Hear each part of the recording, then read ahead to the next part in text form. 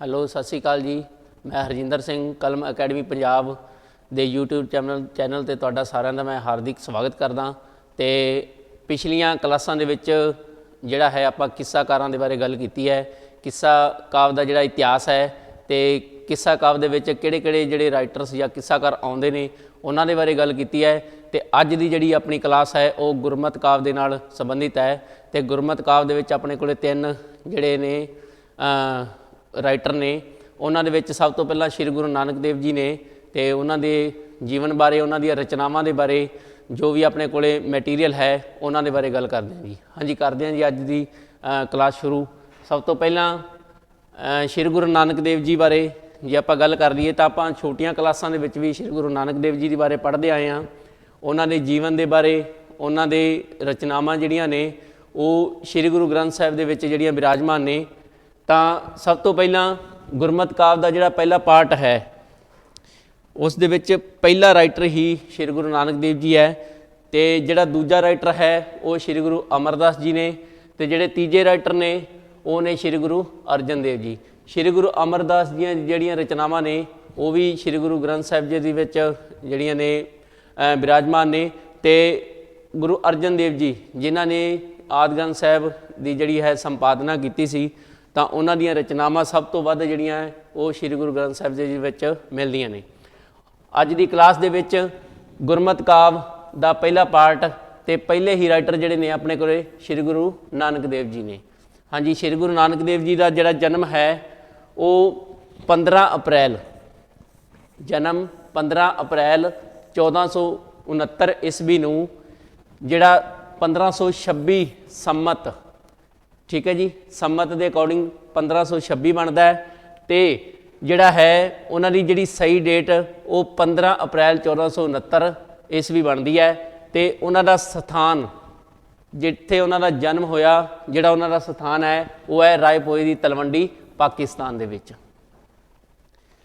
ਇੱਕ ਸ਼ਬਦ ਵੀ ਕਹਿ ਲਿਆ ਜਾ ਸਕਦਾ ਹੈ ਕਿ ਬਾਬਾ ਦੂਰ ਤੇਰਾ ਨਨਕਾਣਾ ਸਾਡਾ ਚਿੱਤ ਕਰਦਾ ਵੇਖਣ ਨੂੰ। ਬਹੁਤ ਹੀ ਵਧੀਆ ਹੈ ਕਿਉਂਕਿ ਜਿੱਥੇ ਸ਼੍ਰੀ ਗੁਰੂ ਨਾਨਕ ਦੇਵ ਜੀ ਦਾ ਜਨਮ ਹੋਇਆ ਸੀ ਉਹ ਸਥਾਨ ਅੱਜ ਪਾਕਿਸਤਾਨ ਦੇ ਵਿੱਚ ਹੈ। 1947 ਦੀ ਵੰਡ ਤੋਂ ਬਾਅਦ ਜਿਹੜਾ ਨਨਕਾਣਾ ਸਾਹਿਬ ਹੈ ਉਹ ਪਾਕਿਸਤਾਨ ਦੇ ਹਿੱਸੇ ਦੇ ਵਿੱਚ ਆਇਆ ਹੈ। ਤੇ ਉੱਥੇ ਅੱਜ ਬਹੁਤ ਹੀ ਵਧੀਆ ਜਿਹੜਾ ਹੈ ਗੁਰੂ ਘਰ ਸੁਸ਼ੋਭਿਤ ਕੀਤਾ ਗਿਆ ਹੈ। ਬਹੁਤ ਵੱਡੀ ਮਹਾਨਤਾ ਹੈ ਉਸ ਸਥਾਨ ਦੀ। ਤੇ ਉੱਥੇ ਸ਼੍ਰੀ ਗੁਰੂ ਨਾਨਕ ਦੇਵ ਜੀ ਦਾ ਜਦੋਂ ਜਨਮ ਦਿਨ ਮਨਾਇਆ ਜਾਂਦਾ ਹੈ ਬੜੀ ਧੂਮਧਾਮ ਦੇ ਨਾਲ। ਤੇ ਹਿੰਦੁਸਤਾਨ ਤੋਂ ਬਹੁਤ ਹੀ ਵੱਡੀ ਸੰਖਿਆ ਦੇ ਵਿੱਚ ਜਿਹੜੀਆਂ ਸੰਗਤਾਂ ਨੇ ਉੱਥੇ ਨਤਮਸਤਕ ਜਿਹੜੀਆਂ ਉਹ ਹੁੰਦੀਆਂ ਨੇ। ਹਾਂਜੀ ਉਸ ਤੋਂ ਬਾਅਦ ਜੋਤੀ ਜੋਤ, ਜਿਹੜਾ ਜੋਤੀ ਜੋਤ ਸਮਾਉਣ ਦਾ ਸਮਾਂ ਸੀ ਉਸ ਸਮੇਂ 21 ਅਪ੍ਰੈਲ 1526 ਈਸਵੀ, ਠੀਕ ਹੈ ਜੀ, 21 ਅਪ੍ਰੈਲ 1526 ਈਸਵੀ ਕਰਤਾਰਪੁਰ ਸਾਹਿਬ। ਜਿਹੜਾ ਜਨਮ ਦਾ ਸੰਮਤ ਸੀ ਉਹਨਾਂ ਦਾ ਉਹ ਸੀਗਾ 1526 ਤੇ ਉਹਨਾਂ ਦਾ ਜਿਹੜਾ ਜੋਤੀ ਜੋਤ ਸਮਾਉਣ ਦਾ ਸੰਮਤ ਹੈ ਉਸ ਦੇ ਅਕੋਰਡਿੰਗ ਜਿਹੜਾ ਹੈ 1596 ਬਣਦਾ ਜੀ, ਠੀਕ ਹੈ ਜੀ। ਇਹ ਸੰਮਤ ਜਿਹੜੇ ਆ ਜ਼ਰੂਰ ਯਾਦ ਕਰ ਲਿਓ ਕਿਉਂਕਿ ਇਹਨਾਂ ਦੇ ਵਿੱਚੋਂ ਜਿਹੜੇ ਹੈ ਇੱਕ ਜਾਂ ਦੋ ਕੁਐਸਚਨ ਵੀ ਬਣ ਜਾਂਦੇ ਆ ਕਿ ਸ਼੍ਰੀ ਗੁਰੂ ਨਾਨਕ ਦੇਵ ਜੀ ਜਿਹੜੇ ਨੇ ਉਹਨਾਂ ਦੇ ਜਨਮ ਦਾ ਸੰਮਤ ਕਿਹੜਾ ਹੈ। ਤਾਂ ਸੰਮਤ ਜਿਹੜਾ ਜਨਮ ਦਾ ਹੈ ਉਹ 1526 ਹੈ, ਠੀਕ ਹੈ ਜੀ।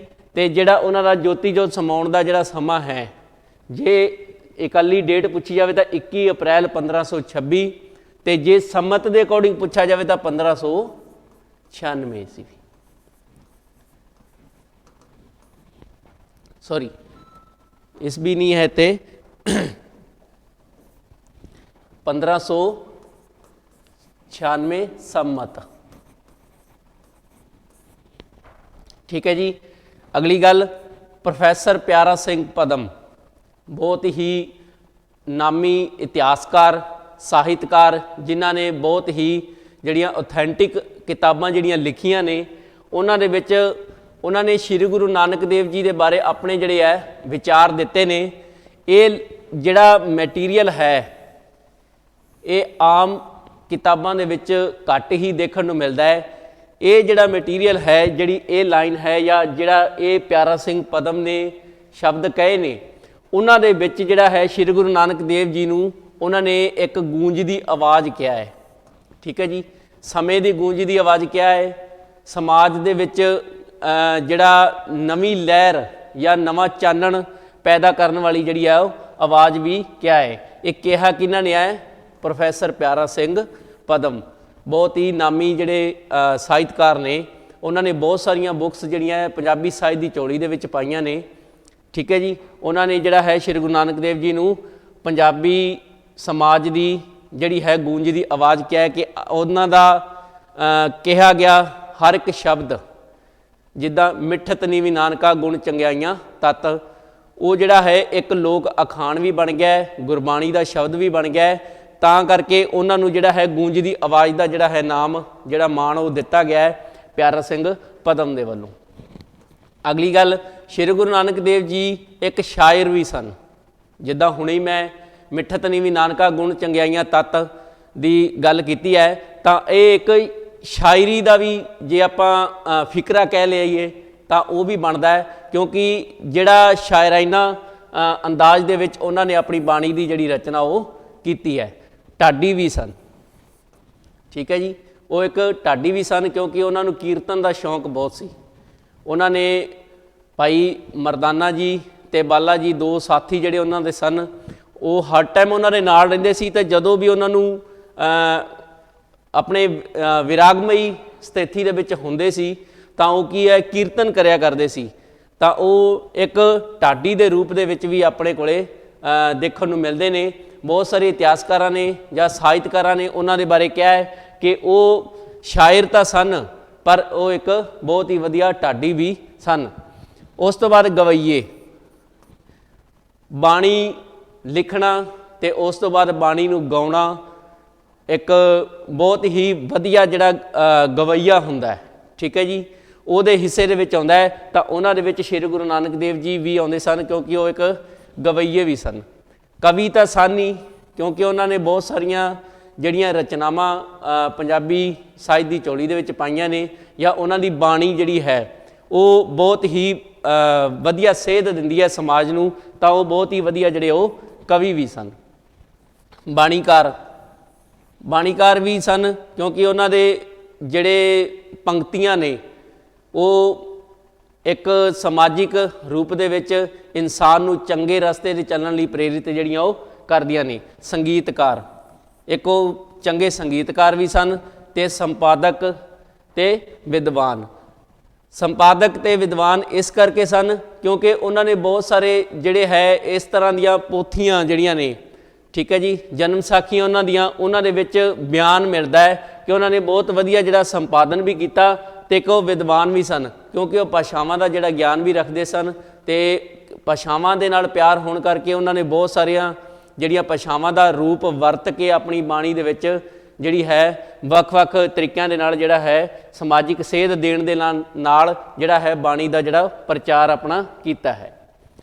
ਉਸ ਤੋਂ ਬਾਅਦ ਅਗਲਾ ਜਿਹੜਾ ਕੁਐਸਚਨ ਬਣਦਾ ਹੈ, ਕਿਰਤ ਕਰੋ ਵੰਡ ਛਕੋ ਅਤੇ ਨਾਮ ਜਪੋ ਦਾ ਜਿਹੜਾ ਉਪਦੇਸ਼ ਦਿੱਤਾ। ठीक है जी, कित्थे दिता सी उन्होंने ये सारा जिहड़ा भी उन्हां दा विचार है, उपदेश है, उन्हां दा तर्क है, वो कित्थे जाके दिता सी? तां अरबा इश्क, वीरान, मक्के मदीने, तिब्बत, नेपाल, बर्मा, श्रीलंका दे विच जिहड़ा जाके ये सारा उपदेश उन्होंने दिता सी। ये कंट्रीज़ दे नाम ने, ये देश ने अलग अलग जिथे जिथे श्री गुरु नानक देव जी ने पैर धरे सी या जिथे जिथे उन्होंने उदासियां कीतियां सी चारों दिशावां दे विच, तां उन्हां दे विच जिहड़े जिहड़े ये देश ने अरबा इश्क, वीरान, मक्के मदीने, तिब्बत, नेपाल, बर्मा, श्रीलंका, ये जिहड़े देश ने उन्हां दे विच जा के उन्होंने जिहड़ा अपनी बाणी दा जो प्रचार किया ते उन्हां नूं लोकां नूं जिहड़ियां अपणियां संगतां सी, पैरोकार सी, उन्होंने एक ही उपदेश दिता कि हमेशा जी किरत दे विच विश्वास रखो, किरत करते रहो, फिर किरत करन तो बाद वंड के छको। जो भी थोड़े हिस्से दे विच आउंदा है, अद्धा आउंदा है तो अद्धे दे विचों अद्धा जिहड़ा वो वंड के छको। उस तो बाद परमात्मा का नाम जिहड़ा वो हमेशा याद रखो, उसनूं अंग संग समझो, उसनूं सहाई समझो, क्योंकि परमात्मा की होण तो बिना दुनिया का जिहड़ा है कोई भी काम जिहड़ा वो पूर्ण नहीं हो सकता। ठीक है जी, ये उन्होंने उपदेश सन तो ये उन्होंने मक्के मदीने, तिब्बत, नेपाल, श्रीलंका के जिहड़े उन्होंने पैरोकार सन, उस समय ਦੇ ਉਹਨਾਂ ਦੇ ਵਿੱਚ ਜਾ ਕੇ ਇਹ ਉਪਦੇਸ਼ ਉਹਨਾਂ ਨੇ ਰੱਖੇ। ਉਸ ਤੋਂ ਬਾਅਦ ਉਹਨਾਂ ਦੀਆਂ ਰਚਨਾਵਾਂ ਦੀ ਗੱਲ ਕਰੀਏ ਤਾਂ ਉਹਨਾਂ ਦੀਆਂ ਰਚਨਾਵਾਂ ਜਿਹੜੀਆਂ ਨੇ ਬਾਣੀ ਉਹ ਸ਼੍ਰੀ ਗੁਰੂ ਗ੍ਰੰਥ ਸਾਹਿਬ ਦੇ ਵਿੱਚ ਦਰਜ ਵੀ ਹੈ। ਤਾਂ ਉਹਨਾਂ ਦੀ ਬਾਣੀ ਜਿਹੜੀ ਹੈ ਵਡਮੁੱਲੀ ਦੇਣ ਹੈ ਸਿੱਖ ਇਤਿਹਾਸ ਦੇ ਵਿੱਚ। ਠੀਕ ਹੈ ਜੀ। ਤਾਂ ਸਭ ਤੋਂ ਪਹਿਲਾਂ ਜਪਜੀ ਸਾਹਿਬ। ਠੀਕ ਹੈ ਜੀ। ਜਪਜੀ ਸਾਹਿਬ ਜਿਹੜਾ ਹੈ ਸ਼੍ਰੀ ਗੁਰੂ ਨਾਨਕ ਦੇਵ ਜੀ ਦੀ ਜਿਹੜੀ ਹੈ ਬਾਣੀ ਹੈ।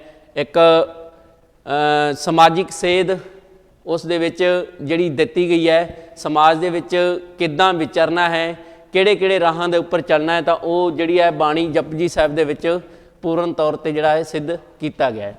ਉਸ ਤੋਂ ਬਾਅਦ ਹੈ ਸਿੱਧ ਗੋਸ਼ਟ। ਸਿੱਧ ਗੋਸ਼ਟ ਇੱਕ ਉਹਨਾਂ ਦੀ ਰਚਨਾ ਹੈ ਜਿਸ ਦੇ ਵਿੱਚ ਉਹਨਾਂ ਨੇ ਸਿੱਧਨਾਥ ਜਾਂ ਜੋਗੀਆਂ ਦੇ ਨਾਲ ਜਿਹੜੀਆਂ ਵੀ ਗੋਸ਼ਟਾਂ ਹੋਈਆਂ ਉਹਨਾਂ ਦੀਆਂ, ਜਾਂ ਉਹਨਾਂ ਦੀ ਗੱਲਬਾਤ ਹੋਈ ਜਾਂ ਤਰਕ ਵਿਤਰਕ ਹੋਇਆ ਕਿ ਪਰਮਾਤਮਾ ਇਹ ਹੈ, ਪਰਮਾਤਮਾ ਉਹ ਹੈ, ਉਹਨਾਂ ਦੇ ਅਕੋਰਡਿੰਗ ਜਿਹੜਾ ਹੈ ਪਰਮਾਤਮਾ ਕਿੱਦਾਂ ਦਾ ਹੈ।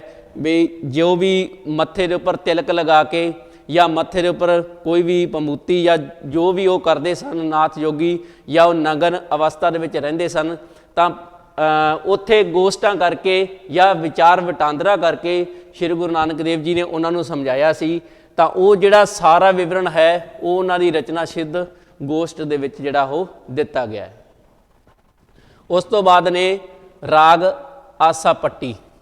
ਹਾਂਜੀ, ਹੁਣ ਇੱਕ ਪੱਟੀ ਹੈ ਜਿਹੜੀ ਉਹ ਗੁਰਮੁਖੀ ਲਿਪੀ, ਠੀਕ ਹੈ ਜੀ, ਉਸ ਦੇ ਵਿੱਚ ਉਹਨਾਂ ਦੀ ਮਿਲਦੀ ਹੈ। ਤਾਂ ਉਹ ਪੱਟੀ ਦਾ ਜਿਹੜਾ ਰਾਗ ਹੈ ਉਹ ਕਿਹੜਾ ਹੈ? ਰਾਗ ਆਸਾ। ਉਹਨਾਂ ਦੀ ਇੱਕ ਪੱਟੀ ਮਿਲਦੀ ਹੈ, ਉਹ ਕਿਹੜੇ ਰਾਗ ਦੇ ਵਿੱਚ ਮਿਲਦੀ ਹੈ? ਰਾਗ ਆਸਾ ਦੇ ਵਿੱਚ। ਉਸ ਤੋਂ ਬਾਅਦ ਹੈ ਬਾਰਾਂਮਾਹ। ਬਾਰਾਂਮਾਹ ਦਾ ਜਿਹੜਾ ਪਾਠ ਹੈ ਉਹ ਸੰਗਰਾਂਦ ਵਾਲੇ ਦਿਨ ਸਾਰਿਆਂ ਨੂੰ ਪਤਾ ਹੀ ਹੈ ਕਿ ਗੁਰੂ ਘਰਾਂ ਦੇ ਵਿੱਚ ਜਿਹੜਾ ਉਹ ਕੀਤਾ ਜਾਂਦਾ ਹੈ ਗ੍ਰੰਥੀ ਸਾਹਿਬਾਨਾਂ ਵੱਲੋਂ। ਤਾਂ ਉਸ ਦਾ ਜਿਹੜਾ ਰਾਗ ਹੈ ਤੁਖਾਰੀ ਰਾਗ ਹੈ। ਠੀਕ ਹੈ ਜੀ। ਇਹ ਕੁਐਸਚਨ ਵੀ ਬਣ ਗਏ ਕਿ ਜਿਹੜੀ ਗੁਰੂ ਨਾਨਕ ਦੇਵ ਜੀ ਦੀ ਪੱਟੀ ਹੈ, ਠੀਕ ਹੈ ਜੀ, ਉਹਨਾਂ ਦੀ ਲਿਖਤ ਹੈ। ਪੱਟੀ ਹੋਰ ਵੀ ਗੁਰੂਆਂ ਦੀ ਮਿਲਦੀ ਹੈ, ਲੇਕਿਨ ਗੁਰੂ ਨਾਨਕ ਦੇਵ ਜੀ ਦੀ ਜਿਹੜੀ ਪੱਟੀ ਹੈ ਉਸ ਦਾ ਰਾਗ ਕਿਹੜਾ ਹੈ, ਉਹ ਰਾਗ ਪੁੱਛ ਸਕਦੇ ਹੈ। ਤਾਂ ਇੱਥੇ ਤੁਹਾਨੂੰ ਇਸ ਦੇ ਵਿੱਚ ਡਿਫਰੈਂਸ ਜਿਹੜਾ ਹੈ ਉਹਦੇ ਬਾਰੇ ਪਤਾ ਹੋਣਾ ਚਾਹੀਦਾ ਕਿ ਰਾਗ ਹੈ ਕਿਹੜਾ। ਠੀਕ ਹੈ ਜੀ। ਤਾਂ ਯਾਦ ਰੱਖਿਓ ਗੁਰੂ ਨਾਨਕ ਦੇਵ ਜੀ ਦਾ ਜਿਹੜੀ ਪੱਟੀ ਰਚੀ ਸੀ ਉਸ ਦਾ ਰਾਗ ਜਿਹੜਾ ਹੈ ਉਹ ਰਾਗ ਆਸਾ ਹੈ। ਕਿਹੜਾ ਰਾਗ ਹੈ? ਰਾਗ ਆਸਾ। ਉਸ ਤੋਂ ਬਾਅਦ ਬਾਰਾਂਮਾਹ ਦੀ ਗੱਲ ਕਰਾਂ ਤਾਂ ਜਿਹੜਾ ਬਾਰਾਂਮਾਹ ਹੈ, ਦੋ ਬਾਰਾਂਮਾਹ ਮਿਲਦੇ ਨੇ, ਇੱਕ ਸ਼੍ਰੀ ਗੁਰੂ ਨਾਨਕ ਦੇਵ ਜੀ ਦਾ ਅਤੇ ਸ਼੍ਰੀ ਗੁਰੂ ਅਮਰਦਾਸ ਜੀ ਦਾ। ਸ਼੍ਰੀ ਗੁਰੂ ਅਰਜਨ ਦੇਵ ਜੀ ਦੇ ਵੀ ਮਿਲਦੇ ਨੇ, ਲੇਕਿਨ ਆਪਾਂ ਗੱਲ ਕਰ ਰਹੇ ਹਾਂ ਗੁਰੂ ਨਾਨਕ ਦੇਵ ਜੀ ਦੀ। ਤਾਂ ਗੁਰੂ ਨਾਨਕ ਦੇਵ ਜੀ ਦਾ ਜਿਹੜਾ ਬਾਰਾਂਮਾਹ ਹੈ ਇਹਦਾ ਵੀ ਕੁਐਸਚਨ ਬਣਦਾ ਹੈ ਕਿ ਗੁਰੂ ਨਾਨਕ ਦੇਵ ਜੀ ਦਾ ਬਾਰਾਂਮਾਹ ਹੈ ਉਹ ਕਿਹੜੇ ਰਾਗ ਦੇ ਵਿੱਚ ਜਿਹੜਾ ਉਹ ਰਚਿਆ ਗਿਆ ਹੈ। ਤਾਂ ਉਸ ਦਾ ਰਾਗ ਜਿਹੜਾ ਹੈ ਉਹ ਕਿਹੜਾ ਹੈ? ਤੁਖਾਰੀ। ਠੀਕ ਹੈ ਜੀ। ਤੁਖਾਰੀ ਰਾਗ ਹੈ ਜਿਹੜਾ ਉਹ ਸ਼੍ਰੀ ਗੁਰੂ ਨਾਨਕ ਦੇਵ ਜੀ ਦੇ ਬਾਰਾਂਮਾਹ ਦਾ ਰਾਗ ਹੈ। 5 ਨੰਬਰ 'ਤੇ ਜੇ ਗੱਲ ਕਰਾਂ ਤਾਂ ਦੱਖਣੀ ਓਂਕਾਰ। ਦੱਖਣੀ ਓਂਕਾਰ ਦੇ ਵਿੱਚ ਉਹਨਾਂ ਨੇ ਦੱਖਣ ਦਿਸ਼ਾ ਦੇ ਵਿੱਚ ਜਾ ਕੇ ਜੋ ਵੀ ਜਿਹੜੀਆਂ ਵਿਚਾਰ ਜਾਂ ਲੋਕਾਂ ਨੂੰ ਸੇਧ ਦਿੱਤੀ ਜਾਂ ਸੰਗਤਾਂ ਨੂੰ ਆਪਣੇ ਨਾਲ ਜੋੜਿਆ, ਤਾਂ ਉਹ ਜਿਹੜਾ ਸਾਰਾ ਵਿਵਰਣ ਹੈ ਦੱਖਣੀ ਓਂਕਾਰ ਦੇ ਵਿੱਚ ਜਿਹੜਾ ਉਹ ਦਿੱਤਾ ਗਿਆ ਹੈ। ਉਸ ਤੋਂ ਬਾਅਦ ਹੈ ਸਮੁੱਚੀ ਤੇ ਕੁਚੱਜੀ। ਸੁਚੱਜੀ ਤੇ ਕੁਚੱਜੀ।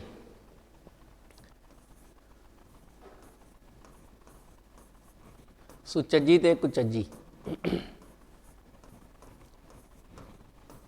ਇਹ ਵੀ ਇੱਕ ਮਹਾਨ ਕਿਰਤ, ਮਹਾਨ ਬਾਣੀ ਜਾਂ ਮਹਾਨ ਰਚਨਾ ਹੈ ਸ਼੍ਰੀ ਗੁਰੂ ਨਾਨਕ ਦੇਵ ਜੀ ਦੀ। ਉਹਨਾਂ ਨੇ ਇਸ ਦੇ ਵਿੱਚ ਸਹੀ ਤੇ ਗਲਤ ਜੋ ਵੀ ਚੀਜ਼ਾਂ ਹੁੰਦੀਆਂ ਸਮਾਜ ਦੇ ਵਿੱਚ ਉਹਨਾਂ ਦੇ ਬਾਰੇ ਚਾਨਣਾ ਪਾਇਆ ਹੈ। ਉਸ ਤੋਂ ਬਾਅਦ ਹੈ ਸੋਹਿਲੇ। ਸੋਹਿਲੇ ਦੀ ਗੱਲ ਕਰਾਂ ਤਾਂ ਬਹੁਤ ਸਾਰੇ ਸਟੂਡੈਂਟਸ ਨੇ ਜਿਨ੍ਹਾਂ ਨੂੰ ਪਤਾ ਹੀ ਹੋਏਗਾ ਸੋਹਿਲੇ ਹੁੰਦੇ ਕੀ ਹੈ। ਮੈਂ ਥੋੜ੍ਹਾ ਜਿਹਾ ਦੱਸ ਦਿੰਦਾ ਹੈ, ਕਿਉਂਕਿ ਸੋਹਿਲੇ ਹੈ ਇੱਕ ਤਰ੍ਹਾਂ ਦੀ ਕੀ ਹੁੰਦੀ ਹੈ? ਸੋਹਿਲਾ ਹੁੰਦਾ ਹੈ ਤਾਰੀਫ। ਠੀਕ ਹੈ ਜੀ। ਕੀ ਹੁੰਦਾ ਹੈ? ਤਾਰੀਫ। ਕਿਸੇ ਦੀ ਤਾਰੀਫ ਕਰਨਾ ਜਾਂ ਕਿਸੇ ਦੀ ਉਸਤਤ ਵੀ ਕਹਿ ਸਕਦੇ ਆਪਾਂ।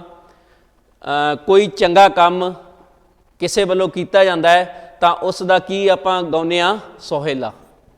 ਆਪਾਂ ਅਖਾਣਾਂ ਦੇ ਰੂਪ ਵਿੱਚ ਜਾਂ ਮੁਹਾਵਰੇ ਦੇ ਰੂਪ ਵਿੱਚ ਵੀ ਕਈ ਵਾਰੀ ਕਹਿ ਲੈਂਦੇ ਹਾਂ ਕਿ ਤੁਸੀਂ ਤਾਂ ਉਹਨਾਂ ਦੇ ਬੜੇ ਸੋਹਿਲੇ ਗਾਉਂਦੇ ਹੋ, ਮੀਨਸ ਉਹਨਾਂ ਦੀ ਬੜੀ ਤਾਰੀਫ ਕਰਦੇ ਹੋ, ਪਤਾ ਨਹੀਂ ਐਸਾ ਕੀ ਹੈ ਉਹਦੇ 'ਚ। ਠੀਕ ਹੈ ਜੀ, ਤਾਂ ਉਹਦੇ ਵਿੱਚ ਕੀ ਹੈ? ਸੋਹਿਲੇ ਜਿਹੜੇ ਨੇ ਉਸ ਦੇ ਵਿੱਚ ਸ਼੍ਰੀ ਗੁਰੂ ਨਾਨਕ ਦੇਵ ਜੀ ਨੇ ਪਰਮਾਤਮਾ ਦੀ ਉਸਤਤ ਜਿਹੜੀ ਉਹ ਕੀਤੀ ਹੈ ਕਿ ਪਰਮਾਤਮਾ ਜਿਹੜਾ ਹੈ ਉਹ ਬੜਾ ਦਿਆਲੂ ਕਿਰਪਾਲੂ ਹੈ, ਉਹ ਸਾਰਿਆਂ ਦੇ ਉੱਪਰ ਆਪਣੀ ਜਿਹੜੀ ਦਇਆ ਉਹ ਦ੍ਰਿਸ਼ਟੀ ਬਣਾ ਕੇ ਰੱਖਦਾ ਹੈ। 8 ਨੰਬਰ 'ਤੇ ਜੇ ਗੱਲ ਕਰਾਂ ਤਾਂ ਪਹਿਰੇ। ਉਹਨਾਂ ਦੇ ਰਚਨਾਵਾਂ ਦੇ ਵਿੱਚ ਕੁਝ ਪਹਿਰੇ ਵੀ ਮਿਲਦੇ ਨੇ। ਪਹਿਰਿਆਂ ਦੇ ਵਿੱਚ ਉਹਨਾਂ ਨੇ ਪਰਮਾਤਮਾ ਦੀ ਫਿਰ ਉਸੇ ਤਰ੍ਹਾਂ ਜਿਹੜੀ ਹੈ ਉਸਤਤ ਤੇ ਜਿਹੜੀ ਤਾਰੀਫ ਉਹ ਕੀਤੀ ਹੈ ਜਿਸ ਤਰ੍ਹਾਂ ਸੋਹਿਲਿਆਂ ਦੇ ਵਿੱਚ ਕੀਤੀ ਹੈ, ਲੇਕਿਨ ਇਹਨਾਂ ਦੇ ਜਿਹੜੇ ਰਾਗ ਨੇ ਉਹ ਅਲੱਗ-ਅਲੱਗ ਨੇ। 9 ਨੰਬਰ 'ਤੇ ਹੈ ਵਣਜਾਰੇ। ਇਹ ਵੀ ਉਹਨਾਂ ਦੀ ਇੱਕ ਮਹਾਨ ਕਿਰਤ ਹੈ। ਉਸ ਤੋਂ ਬਾਅਦ 10 ਨੰਬਰ 'ਤੇ ਅਲਾਹੁਣੀਆਂ। ਅਲਾਹੁਣੀਆਂ ਵੀ ਜਿਹੜਾ ਹੈ ਉਸ ਦੇ ਵਿੱਚ ਪਰਮਾਤਮਾ ਦੇ ਜਿਹੜੇ ਗੁਣਗਾਨ ਉਹ ਸ਼੍ਰੀ ਗੁਰੂ ਨਾਨਕ ਦੇਵ ਜੀ ਵੱਲੋਂ ਕੀਤਾ ਗਿਆ ਹੈ। ਉਸ ਤੋਂ ਬਾਅਦ ਹੈ ਬਾਬਰ ਬਾਣੀ। ਬਾਬਰ ਬਾਣੀ। ਬਾਬਰ ਬਾਣੀ ਦੇ ਵਿੱਚ ਜਦੋਂ 1529 ਦੇ ਈਸਵੀ ਦੇ ਵਿੱਚ ਬਾਬਰ ਨੇ ਭਾਰਤ ਦੇ ਉੱਪਰ ਹਮਲਾ ਕੀਤਾ ਸੀ, ਠੀਕ ਹੈ ਜੀ, ਤਾਂ ਉਦੋਂ ਕੀ ਸੀਗਾ, 1519 ਈਸਵੀ ਦੇ ਵਿੱਚ, ਅਤੇ 1529 ਵਿੱਚ ਵੀ ਉਹਨਾਂ ਨੇ ਹਮਲਾ ਕੀਤਾ ਸੀ। ਤਾਂ ਜਦੋਂ ਉਹਨਾਂ ਨੇ ਹਮਲਾ ਕੀਤਾ ਸੀ ਭਾਰਤ ਦੇ ਉੱਪਰ, ਉਸ ਸਮੇਂ ਸ਼੍ਰੀ ਗੁਰੂ ਨਾਨਕ ਦੇਵ ਜੀ ਜਿਹੜੇ ਸਨ ਉਹ ਪਾਕਿਸਤਾਨ ਦੇ ਵਿੱਚ ਸਨ। ਤਾਂ ਉਹਨਾਂ ਨੇ ਕੀ ਕੀਤਾ ਕਿ ਬਾਬਰ ਦੇ ਜਿਹੜੇ ਹਮਲੇ ਦੀ ਕਤਲੋ ਗਾਰਤ ਸੀ ਉਹ ਇੰਨੀ ਕੁ ਕਹਿ ਸਕਦੇ ਹਾਂ ਕਿ ਨਿਰਦਈ ਰੂਪ ਦੇ ਵਿੱਚ ਸਾਹਮਣੇ ਆਈ ਸੀ ਕਿ ਦੇਖ ਕੇ ਸ਼੍ਰੀ ਗੁਰੂ ਨਾਨਕ ਦੇਵ ਜੀ ਦਾ ਜਿਹੜਾ ਆਪਣੇ ਆਪ ਕੁਛ ਬਾਣੀ ਦੇ ਜਿਹੜੇ ਸ਼ਬਦ ਉਹਨਾਂ ਦੇ ਮੂੰਹੋਂ ਨਿਕਲੇ ਸੀ ਅਤੇ ਉਹਨਾਂ ਦੀ ਰਚਨਾ ਦੇ ਵਿੱਚੋਂ ਜਿਹੜੇ ਸ਼ਬਦ ਨਿਕਲੇ ਸੀ ਉਹਨਾਂ ਨੇ ਸਾਰੇ ਦੇ ਸਾਰੇ ਉਹ ਬਾਬਰ ਬਾਣੀ ਦੇ ਵਿੱਚ ਦਰਜ ਕੀਤੇ ਸੀ। ਠੀਕ ਹੈ ਜੀ, ਇਹ ਸੰਬੰਧਿਤ ਜਿਹੜੀ ਰਚਨਾ ਹੈ ਉਹ ਬਾਬਰ ਦੇ ਹਮਲੇ ਦੇ ਨਾਲ ਜਿਹੜਾ ਹਿੰਦੁਸਤਾਨ 'ਤੇ ਕੀਤਾ ਗਿਆ ਸੀ, ਠੀਕ ਹੈ ਜੀ, ਮੁਗਲ ਸਮਰਾਟ ਸੀ ਬਾਬਰ, ਉਸ ਦੇ ਹਮਲੇ ਦੀ ਜਿਹੜੀ ਸਾਰੀ ਜਾਣਕਾਰੀ ਆ ਉਹ ਬਾਬਰ ਬਾਣੀ ਦੇ ਵਿੱਚ ਸ਼੍ਰੀ ਗੁਰੂ ਨਾਨਕ ਦੇਵ ਜੀ ਨੇ ਦਰਜ ਕੀਤੀ ਸੀ। ਉਸ ਤੋਂ ਬਾਅਦ ਹੈ ਸ਼ਲੋਕ। ਬਹੁਤ ਸਾਰੇ ਸ਼ਲੋਕ ਜਿਹੜੇ ਹੈ ਸੂਫੀ ਜਿਹੜੇ ਕਵੀ ਹੋਏ ਆ ਉਹਨਾਂ ਵੱਲੋਂ ਵੀ ਅਤੇ ਗੁਰਮਤਿ ਕਾਵਿ ਦੇ ਵਿੱਚ ਨੇ ਉਹਨਾਂ ਦੇ ਵੱਲੋਂ ਰਚੇ ਗਏ ਹੈ। ਉਹਨਾਂ ਦੇ ਵਿੱਚ ਸ਼੍ਰੀ ਗੁਰੂ ਨਾਨਕ ਦੇਵ ਜੀ ਵੱਲੋਂ ਵੀ ਜਿਹੜੇ ਸ਼ਲੋਕਾਂ ਦੀ ਰਚਨਾ ਉਹ ਕੀਤੀ ਗਈ ਹੈ। ਉਸ ਤੋਂ ਬਾਅਦ ਹੈ ਅਸ਼ਟਪਦੀਆਂ।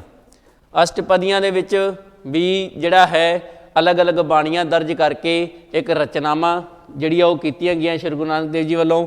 ਉਸ ਤੋਂ ਬਾਅਦ ਹੈ ਆਰਤੀ। ਆਰਤੀ ਸ਼੍ਰੀ ਗੁਰੂ ਨਾਨਕ ਦੇਵ ਜੀ ਦੀ ਥੋੜ੍ਹੀ ਅਲੱਗ ਹੈ। ਉਸ ਦੇ ਵਿੱਚ ਦੱਸਿਆ ਗਿਆ ਕਿ ਪਰਮਾਤਮਾ ਦੀ ਜਿਹੜੀ ਆਰਤੀ ਹੈ ਉਹ ਕੋਈ ਵੀ ਇਨਸਾਨ ਜਿਹੜਾ ਹੈ ਜਾਂ ਮਨੁੱਖ ਹੈ, ਮਨੁੱਖੀ ਰੂਪ ਹੈ, ਉਹ ਨਹੀਂ ਕਰ ਸਕਦਾ, ਕਿਉਂਕਿ ਆਰਤੀ ਜਿਹੜੀ ਹੈ ਪਰਮਾਤਮਾ ਦੀ ਉਹ ਸਾਰੀ ਸ੍ਰਿਸ਼ਟੀ ਹੀ ਜਿਹੜੀ ਉਹ ਕਰ ਰਹੀ ਹੈ। ਠੀਕ ਹੈ ਜੀ, ਕਿਉਂਕਿ ਸ੍ਰਿਸ਼ਟੀ ਦੇ ਵਿੱਚ ਜਿਹੜਾ ਵੀ ਸਰਕਲ ਚੱਲ ਰਿਹਾ ਹੈ ਉਹ ਇੱਕ ਆਰਤੀ ਦਾ ਹੀ ਰੂਪ ਮੰਨਿਆ ਗਿਆ ਹੈ। ਇਸ ਸ੍ਰਿਸ਼ਟੀ ਦੇ ਵਿੱਚ, ਇਸ ਧਰਤੀ ਦੇ ਉੱਪਰ ਜਿੰਨੇ ਵੀ ਬ੍ਰਹਮੰਡ ਬਣੇ ਆ ਉਹਨਾਂ ਸਾਰਿਆਂ ਦੇ ਵਿੱਚ ਹਰ ਟਾਈਮ 24x7 ਜੇ ਗੱਲ ਕਰਾਂ ਤਾਂ ਪਰਮਾਤਮਾ ਦੀ ਜਿਹੜੀ ਹੈ ਉਹ ਆਰਤੀ ਹੋ ਰਹੀ ਹੈ। ਉਸ ਤੋਂ ਬਾਅਦ 3 ਜਿਹੜੀਆਂ ਵਾਰਾਂ ਵੀ ਨੇ, ਠੀਕ ਹੈ ਜੀ, 3 ਵਾਰਾਂ ਸ਼੍ਰੀ ਗੁਰੂ ਨਾਨਕ ਦੇਵ ਜੀ ਦੇ ਵੱਲੋਂ ਜਿਹੜੀਆਂ ਉਹ ਰਚੀਆਂ ਗਈਆਂ ਨੇ। ਹੁਣ ਰਚਨਾਵਾਂ ਦੇ ਵਿੱਚ ਜਿਹੜਾ ਹੈ ਜਪਜੀ ਸਾਹਿਬ, ਸਿੱਧ ਗੋਸ਼ਟ, ਰਾਗ ਆਸਾਂ ਦੀ ਪੱਟੀ, ਠੀਕ ਹੈ ਜੀ, 12ਵਾਂ ਰਾਗ ਤੁਖਾਰੀ ਦੇ ਵਿੱਚ ਦੱਖਣੀ ਓਂਕਾਰ, ਸਚੱਜੀ ਤੇ ਕੁਚੱਜੀ, ਸੋਹੇਲੇ, ਪਹਿਰੇ, ਵਣਜਾਰੇ, ਅਲਾਹੁਣੀਆਂ, ਬਾਬਰ ਬਾਣੀ, ਸ਼ਲੋਕ, ਅਸ਼ਟਪਦੀਆਂ ਤੇ ਆਰਤੀ। ਇਹ ਜਿਹੜੀਆਂ ਰਚਨਾਵਾਂ ਨੇ ਇਹਨਾਂ ਨੂੰ ਚੰਗੀ ਤਰ੍ਹਾਂ ਜਿਹੜਾ ਹੈ ਤੁਸੀਂ ਆਪਣੇ ਕਾਪੀ ਦੇ ਉੱਪਰ ਨੋਟ ਕਰ ਲੈਣਾ ਹੈ ਤਾਂ ਜੋ ਇਹਨਾਂ ਦੀਆਂ ਰਚਨਾਵਾਂ ਜਦੋਂ ਪੁੱਛੀਆਂ ਜਾਣ ਤਾਂ ਤੁਹਾਨੂੰ ਕੋਈ ਵੀ ਗੱਲ ਜਿਹੜੀ ਉਹ ਭੁੱਲੇ ਨਾ। ਉਸ ਤੋਂ ਬਾਅਦ ਜੇ ਗੱਲ ਕਰਾਂ ਤਾਂ 3 ਵਾਰਾਂ ਜਿਹੜੀਆਂ ਵਾਰਾਂ ਭਾਈ ਗੁਰਦਾਸ ਜੀ ਦੀਆਂ ਵੀ ਮਿਲਦੀਆਂ ਨੇ, ਵਾਰਾਂ ਜਿਹੜੀਆਂ ਹੈ ਗੁਰੂ ਅਮਰਦਾਸ ਜੀ ਦੀਆਂ ਵੀ ਮਿਲਦੀਆਂ ਨੇ, ਵਾਰਾਂ ਗੁਰੂ ਰਾਮਦਾਸ ਜੀ ਦੀਆਂ ਵੀ ਮਿਲਦੀਆਂ ਨੇ, ਵਾਰਾਂ ਗੁਰੂ ਅਰਜਨ ਦੇਵ ਜੀ ਨੇ ਵੀ ਰਚੀਆਂ ਨੇ। ਪਰ ਆਪਾਂ ਇੱਥੇ ਗੱਲ ਕਰਨੀ ਹੈ ਵਾਰਾਂ ਜਿਹੜੀਆਂ ਨੇ 3, ਕਿੰਨੀਆਂ ਨੇ? 3 ਵਾਰਾਂ ਨੇ ਆਸਾਂ ਦੀ ਵਾਰ, ਮਾਝ ਦੀ ਵਾਰ ਤੇ ਮਲਾਰ ਦੀ ਵਾਰ। ਠੀਕ ਹੈ ਜੀ, 3 ਵਾਰਾਂ ਜਿਹੜੀਆਂ ਨੇ ਉਹ ਸ਼੍ਰੀ ਗੁਰੂ ਨਾਨਕ ਦੇਵ ਜੀ ਦੇ ਨਾਲ ਸੰਬੰਧਿਤ ਨੇ। ਦੁਬਾਰਾ ਫਿਰ ਨੋਟ ਕਰ ਲਓ, ਆਸਾਂ ਦੀ ਵਾਰ ਨੰਬਰ 1, ਨੰਬਰ 2 ਤੇ ਹੈ ਮਾਝ ਦੀ ਵਾਰ, ਨੰਬਰ 3 ਤੇ ਹੈ ਮਲਾਰ ਦੀ ਵਾਰ। ਠੀਕ ਹੈ ਜੀ, 3 ਵਾਰਾਂ ਜਿਹੜੀਆਂ ਹੈ ਸ਼੍ਰੀ ਗੁਰੂ ਨਾਨਕ ਦੇਵ ਜੀ ਨੇ ਆਪਣੇ ਜਨਮ ਦੇ ਵਿੱਚ ਜਾਂ ਜਨਮ ਦੇ ਸਮੇਂ ਦੇ ਵਿੱਚ ਆਪਣੇ ਕਾਲ ਦੇ ਵਿੱਚ ਜਿਹੜੀਆਂ ਉਹ ਰਚੀਆਂ ਨੇ। ਉਹਨਾਂ ਦੇ ਜਿਹੜੇ ਕੁੱਲ ਸ਼ਬਦ ਹੈ, ਉਹਨਾਂ ਦੀ ਰਚਨਾ ਜਿਹੜੀ ਹੈ, ਉਹਨਾਂ ਦੇ ਸ਼ਬਦਾਂ ਦੀ ਕੁੱਲ ਗਿਣਤੀ ਹੈ 976। ਕਿੰਨੀ ਹੈ? 976। ਕਿੰਨੇ ਸ਼ਬਦ ਵਰਤੇ ਨੇ ਉਹਨਾਂ ਨੇ ਆਪਣੀ ਬਾਣੀ ਦੇ ਵਿੱਚ? 976। ਇਹ ਕੁਐਸਚਨ ਵੀ ਬਣਦਾ ਹੈ ਕਿ ਸ਼੍ਰੀ ਗੁਰੂ ਨਾਨਕ ਦੇਵ ਜੀ ਦੀ ਰਚਨਾ ਦੇ ਕੁੱਲ ਸ਼ਬਦ ਕਿੰਨੇ ਹਨ? ਤਾਂ ਕਿੰਨੇ ਬਣਦੇ ਨੇ? 976। ਇਹਦਾ ਉੱਪਰਲਾ ਕੁਐਸਚਨ ਵੀ ਬਣਦਾ ਹੈ ਕਿ ਗੁਰੂ ਨਾਨਕ ਦੇਵ ਜੀ ਵੱਲੋਂ ਰਚੀਆਂ ਗਈਆਂ ਵਾਰਾਂ ਦੀ ਗਿਣਤੀ ਕਿੰਨੀ ਹੈ? ਤਾਂ ਉਹ ਗਿਣਤੀ ਸਿੱਧੀ ਵੀ ਪੁੱਛ ਸਕਦੇ ਆ, 1 ਹੈ, 2 ਹੈ, 3 ਹੈ ਜਾਂ 4 ਹੈ। ਇਹਨਾਂ 'ਚੋਂ ਕਿੰਨੀ? ਤਾਂ ਉਸ ਦੀਆਂ 3 ਹੈ। ਤਾਂ ਉਸ ਦੇ ਨਾਮ ਵੀ ਪੁੱਛੇ ਜਾ ਸਕਦੇ ਆ। ਨਾਮ ਫਿਰ ਤੁਹਾਨੂੰ ਪਤਾ ਹੀ ਹੈ, ਆਸਾਂ ਦੀ ਵਾਰ, ਮਾਝ ਦੀ ਵਾਰ ਤੇ ਮਲਾਰ ਦੀ ਵਾਰ। ਉਸ ਤੋਂ ਬਾਅਦ ਜਪਜੀ ਸਾਹਿਬ ਦੀਆਂ ਜਿਹੜੀਆਂ ਪੌੜੀਆਂ ਨੇ ਉਹਨਾਂ ਦੀ ਗਿਣਤੀ ਜਿਹੜੀ ਹੈ ਉਹ 38 ਤੇ 2 ਜਿਹੜੇ ਆ ਸ਼ਲੋਕ ਉਹਦੇ ਵਿੱਚ ਦਰਜ ਕੀਤੇ ਗਏ ਹੈ। ਜਪਜੀ ਸਾਹਿਬ ਦੀਆਂ ਪੌੜੀਆਂ ਕਿੰਨੀਆਂ ਨੇ? 38 ਤੇ ਸ਼ਲੋਕ ਕਿੰਨੇ ਨੇ? 2। ਠੀਕ ਹੈ ਜੀ, ਇਹ ਵੀ ਕੁਐਸਚਨ ਬਣਦਾ ਹੈ ਕਿ ਸ਼੍ਰੀ ਗੁਰੂ ਨਾਨਕ ਦੇਵ ਜੀ ਦੀ ਰਚਨਾ ਇੱਕ ਜਾਪ ਸਾਹਿਬ ਵੀ ਹੈ, ਇੱਕ ਜਪਜੀ ਸਾਹਿਬ ਹੈ। ਜਾਪ ਸਾਹਿਬ ਤੇ ਜਪਜੀ ਸਾਹਿਬ ਦੇ ਵਿੱਚ ਫਰਕ ਹੈ। ਜਾਪ ਸਾਹਿਬ ਹੈ ਉਹ ਸ਼੍ਰੀ ਗੁਰੂ ਗੋਬਿੰਦ ਸਿੰਘ ਜੀ ਦੁਆਰਾ ਰਚੀ ਗਈ ਬਾਣੀ ਹੈ, ਲੇਕਿਨ ਜਪਜੀ ਸਾਹਿਬ ਜਿਹੜੀ ਹੈ ਉਹ ਸ਼੍ਰੀ ਗੁਰੂ ਨਾਨਕ ਦੇਵ ਜੀ ਦੁਆਰਾ ਜਿਹੜੀ ਉਹ ਰਚੀ ਗਈ ਹੈ। ਤੇ ਜਪਜੀ ਸਾਹਿਬ ਦੀਆਂ ਪੌੜੀਆਂ ਜਿਹੜੀਆਂ ਉਹ ਕਿੰਨੀਆਂ ਨੇ? ਇਹ ਕੁਐਸਚਨ ਵੀ ਬਣਦਾ ਹੈ ਕਿ ਜਪਜੀ ਸਾਹਿਬ ਦੀਆਂ ਪੌੜੀਆਂ ਦੱਸੋ, ਜਾਂ ਜਪਜੀ ਸਾਹਿਬ ਦੇ ਵਿੱਚ ਸ਼ਲੋਕ ਕਿੰਨੇ ਨੇ? ਤਾਂ ਪੌੜੀਆਂ ਦੀ ਗੱਲ ਕਰੇ ਤਾਂ 38 ਤੇ ਜੇ ਸ਼ਲੋਕਾਂ ਦੀ ਗੱਲ ਕਰੇ ਤਾਂ 2। ਉਸ ਤੋਂ ਬਾਅਦ ਜੇ ਪੁੱਛੇ ਕਿ ਸ਼ਲੋਕ ਤੇ ਪੌੜੀਆਂ ਕਿੰਨੀਆਂ ਨੇ ਤਾਂ 38 ਤੇ 2। ਸ਼ਲੋਕ ਪੌੜੀਆਂ ਬਣੀਆਂ 38 ਤੇ ਸ਼ਲੋਕ ਜਿਹੜੇ ਆ ਉਹ 2 ਨੇ। ਠੀਕ ਹੈ ਜੀ, ਇਹ ਨੋਟ ਕਰ ਲਿਓ। ਇਹ ਗੱਲਾਂ ਬਹੁਤ ਜ਼ਰੂਰੀ ਨੇ ਕਿਉਂਕਿ ਜਦੋਂ ਜਪਜੀ ਸਾਹਿਬ ਦੇ ਬਾਰੇ ਕੁਐਸਚਨਸ ਬਣਦੇ ਆ ਤਾਂ ਘੱਟੋ ਘੱਟ ਇਸੇ ਰਚਨਾ ਦੇ ਵਿੱਚੋਂ ਘੱਟ ਤੋਂ ਘੱਟ 10 ਕੁਐਸਚਨ ਬਣ ਜਾਂਦੇ ਆ। ਬਸ ਐਗਜ਼ਾਮੀਨਰ ਜਿਹੜਾ ਹੈ ਉਹ ਥੋੜ੍ਹਾ ਮੋਲਡ ਕਰਕੇ ਪੁੱਛਦਾ ਹੈ, ਤਾਂ ਤੁਹਾਨੂੰ ਜਦੋਂ ਇਸ ਬਾਰੇ ਪੂਰੀ ਜਾਣਕਾਰੀ ਹੋਗੀ ਤਾਂ ਆਨਸਰ ਦੇਣਾ ਹੈ ਜਿਹੜਾ ਔਖਾ ਨਹੀਂ ਹੋਏਗਾ। ਜਪਜੀ ਸਾਹਿਬ ਨਿਤਨੇਮ ਦੀ ਮੁੱਖ ਬਾਣੀ ਵੀ ਹੈ। ਠੀਕ ਹੈ ਜੀ, ਜਪਜੀ ਸਾਹਿਬ ਜਿਹੜੀ ਹੈ ਉਹ ਨਿਤਨੇਮ ਜਿਹੜਾ ਹੈ ਉਸ ਦੀ ਜਿਹੜੀ ਮੁੱਖ ਬਾਣੀ ਵੀ ਮੰਨੀ ਜਾਂਦੀ ਹੈ। ਮੰਨੀ ਕੀ ਜਾਂਦੀ ਹੈ? ਹੈਗੀ ਹੈ। ਤੇ ਇਹ ਕੀ ਹੈ? ਰਾਗ ਮੁਕਤ ਹੈ। ਇਹ ਕੁਐਸਚਨ ਵੈਰੀ ਇੰਪੋਰਟੈਂਟ ਹੈ। ਠੀਕ ਹੈ ਜੀ, ਵੈਰੀ ਇੰਪੋਰਟੈਂਟ ਕਹਿ ਸਕਦੇ ਹਾਂ ਕਿਉਂਕਿ ਜਪਜੀ ਸਾਹਿਬ ਸ਼੍ਰੀ ਗੁਰੂ ਨਾਨਕ ਦੇਵ ਜੀ ਦੀ ਅਜਿਹੀ ਰਚਨਾ ਹੈ ਜਿਸ ਦਾ ਕੋਈ ਵੀ ਜਿਹੜਾ ਉਹ ਰਾਗ ਨਹੀਂ ਹੈ। ਠੀਕ ਹੈ ਜੀ, ਇਹ ਕੁਐਸਚਨ ਬਹੁਤ ਵਾਰ ਪੇਪਰ ਦੇ ਵਿੱਚ ਮਾਸਟਰ ਕੈਡਰ ਹੋਵੇ ਜਾਂ PSTET 1 ਹੋਵੇ ਜਾਂ 2 ਹੋਵੇ, ਠੀਕ ਹੈ ਜੀ, ਜਾਂ UGC ਨੈਟ ਦਾ ਐਗਜ਼ਾਮ ਹੋਵੇ, ਉਹਦੇ ਵਿੱਚ ਵੀ ਇਹ ਕੁਐਸਚਨ ਬਹੁਤ ਵਾਰੀ ਆਇਆ ਹੈ। ਠੀਕ ਹੈ ਜੀ, ਤੇ ਅੱਗੇ ਵੀ ਆਉਣ ਦੀ ਪੂਰੀ ਸੰਭਾਵਨਾ ਹੈ। ਇਸ ਕਰਕੇ ਜਿਹੜਾ ਹੈ ਤੁਸੀਂ ਇਸ ਚੀਜ਼ ਨੂੰ ਨੋਟ ਕਰ ਲਓ ਪੱਕੇ ਤਰੀਕੇ ਦੇ ਨਾਲ ਕਿ ਇਹ ਜਿਹੜੀ ਬਾਣੀ ਹੈ ਇਹ ਕੀ ਹੈ? ਰਾਗ ਮੁਕਤ ਹੈ, ਜਿਸ ਦਾ ਕੋਈ ਵੀ ਰਾਗ ਜਿਹੜਾ ਉਹ ਨਹੀਂ ਹੈ। ਬਾਕੀ ਬਾਣੀਆਂ ਜਿਹੜੀਆਂ ਸਾਰੀਆਂ ਰਾਗਬੱਧ ਨੇ।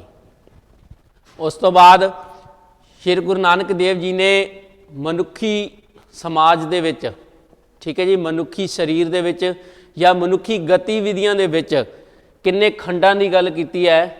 ਠੀਕ ਹੈ ਜੀ, ਉਸ ਦੇ ਖੰਡ ਕਿੰਨੇ ਨੇ? ਠੀਕ ਹੈ, ਤੇ ਉਸ ਖੰਡਾਂ ਦੇ ਬਾਰੇ ਜਿਹੜਾ ਜ਼ਿਕਰ ਕੀਤਾ ਹੈ ਉਹ ਕਿਹੜੀ ਬਾਣੀ ਦੇ ਵਿੱਚ ਕੀਤਾ ਹੈ? ਇਹ ਕੁਐਸਚਨ ਵੀ ਬਣਦਾ। ਠੀਕ ਹੈ ਜੀ, 5 ਖੰਡ ਜਿਹੜੇ ਨੇ ਉਹਨਾਂ ਦਾ ਜ਼ਿਕਰ ਕਿਹੜੀ ਬਾਣੀ ਦੇ ਵਿੱਚ ਕੀਤਾ ਹੈ? ਤਾਂ ਬਾਣੀ ਕਿਹੜੀ ਹੈ? ਜਪਜੀ ਸਾਹਿਬ। 5 ਤੱਤਾਂ ਦਾ ਪੁਤਲਾ ਬੰਦਾ, 5 ਤੋਂ ਬਣੇ ਪੰਜੀਰੀ। ਠੀਕ ਹੈ ਜੀ, ਇਹ ਗੱਲਾਂ ਵੀ ਹੋਈਆਂ ਨੇ ਕਿਸੇ ਸਮੇਂ ਦੇ ਵਿੱਚ। ਇਸੇ ਕਰਕੇ ਜਿਹੜਾ 5 ਖੰਡ ਨੇ ਉਹਨਾਂ ਦਾ ਜਿਹੜਾ ਜ਼ਿਕਰ ਹੈ ਸ਼੍ਰੀ ਗੁਰੂ ਨਾਨਕ ਦੇਵ ਜੀ ਨੇ ਉਹ ਜਪਜੀ ਸਾਹਿਬ ਦੀ ਜਿਹੜੀ ਬਾਣੀ ਹੈ, ਠੀਕ ਹੈ, ਉਹਦੇ ਵਿੱਚ ਕੀਤਾ ਹੈ। ਉਹ 5 ਖੰਡ ਹਨ ਕਿਹੜੇ? ਉਹਨਾਂ ਦੇ ਬਾਰੇ ਆਪਾਂ ਜਾਣਕਾਰੀ ਦਿੰਦੇ ਹਾਂ ਤੁਹਾਨੂੰ। ਉਹਦੇ ਵਿੱਚ ਸਭ ਤੋਂ ਪਹਿਲਾਂ ਜਿਹੜਾ ਖੰਡ ਆਉਂਦਾ ਉਹ ਹੈ ਧਰਮ ਖੰਡ। ਕਿਹੜਾ ਹੈ? ਧਰਮ ਖੰਡ। ਸਭ ਤੋਂ ਪਹਿਲਾਂ ਕੀ ਹੋਣਾ ਚਾਹੀਦਾ ਹੈ? ਧਰਮ ਜਿਹੜਾ ਹੈ ਬੰਦੇ ਦਾ ਪੱਕਾ ਹੋਣਾ ਚਾਹੀਦਾ ਹੈ, ਇਰਾਦਾ। ਠੀਕ ਹੈ, उस तो बाद है ज्ञान।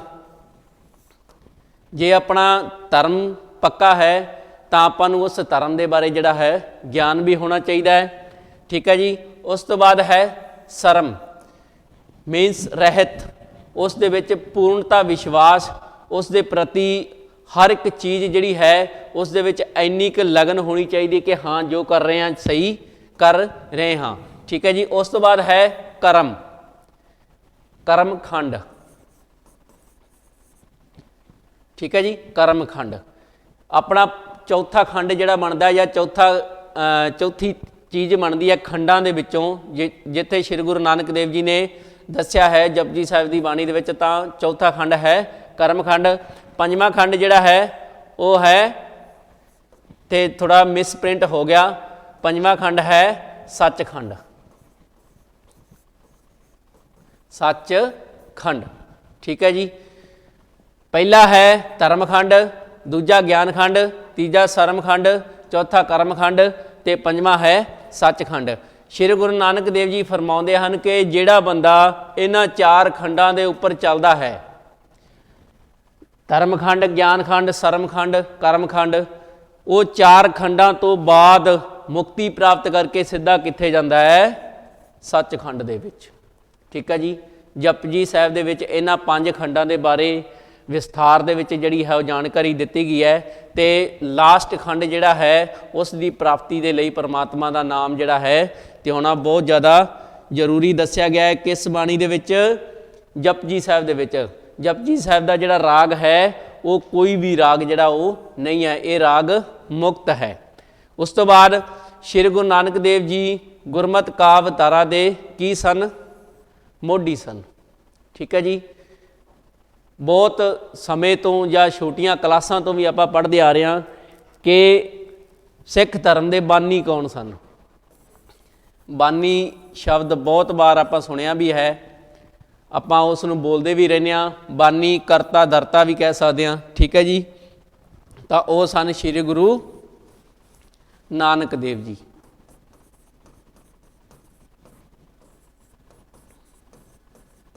ठीक है जी। मोढी भी कह सकते हैं श्री गुरु नानक देव जी। ठीक है जी। मुसलमानी करताब दे विच हेठ अरबी अते फारसी का जिहड़ा है, हिंदी अते संस्कृत भी जिहड़ा वो जानते सन। उन्हां दीयां रचनावां जिहड़ियां ने, ठीक है, उन्हां दे विच जिहड़ा उन्हां ने शब्द वरते ने, ठीक है जी, उन्होंने अपनी जिहड़ी रचना नूं होर अमीर करन लई या रचना नूं होर सार्थक बनाउण लई किहड़े-किहड़े शब्दां दी जिहड़ी वरतों कीती है, तां उस दे विच है अरबी, फारसी, हिंदी अते संस्कृत। ठीक है जी।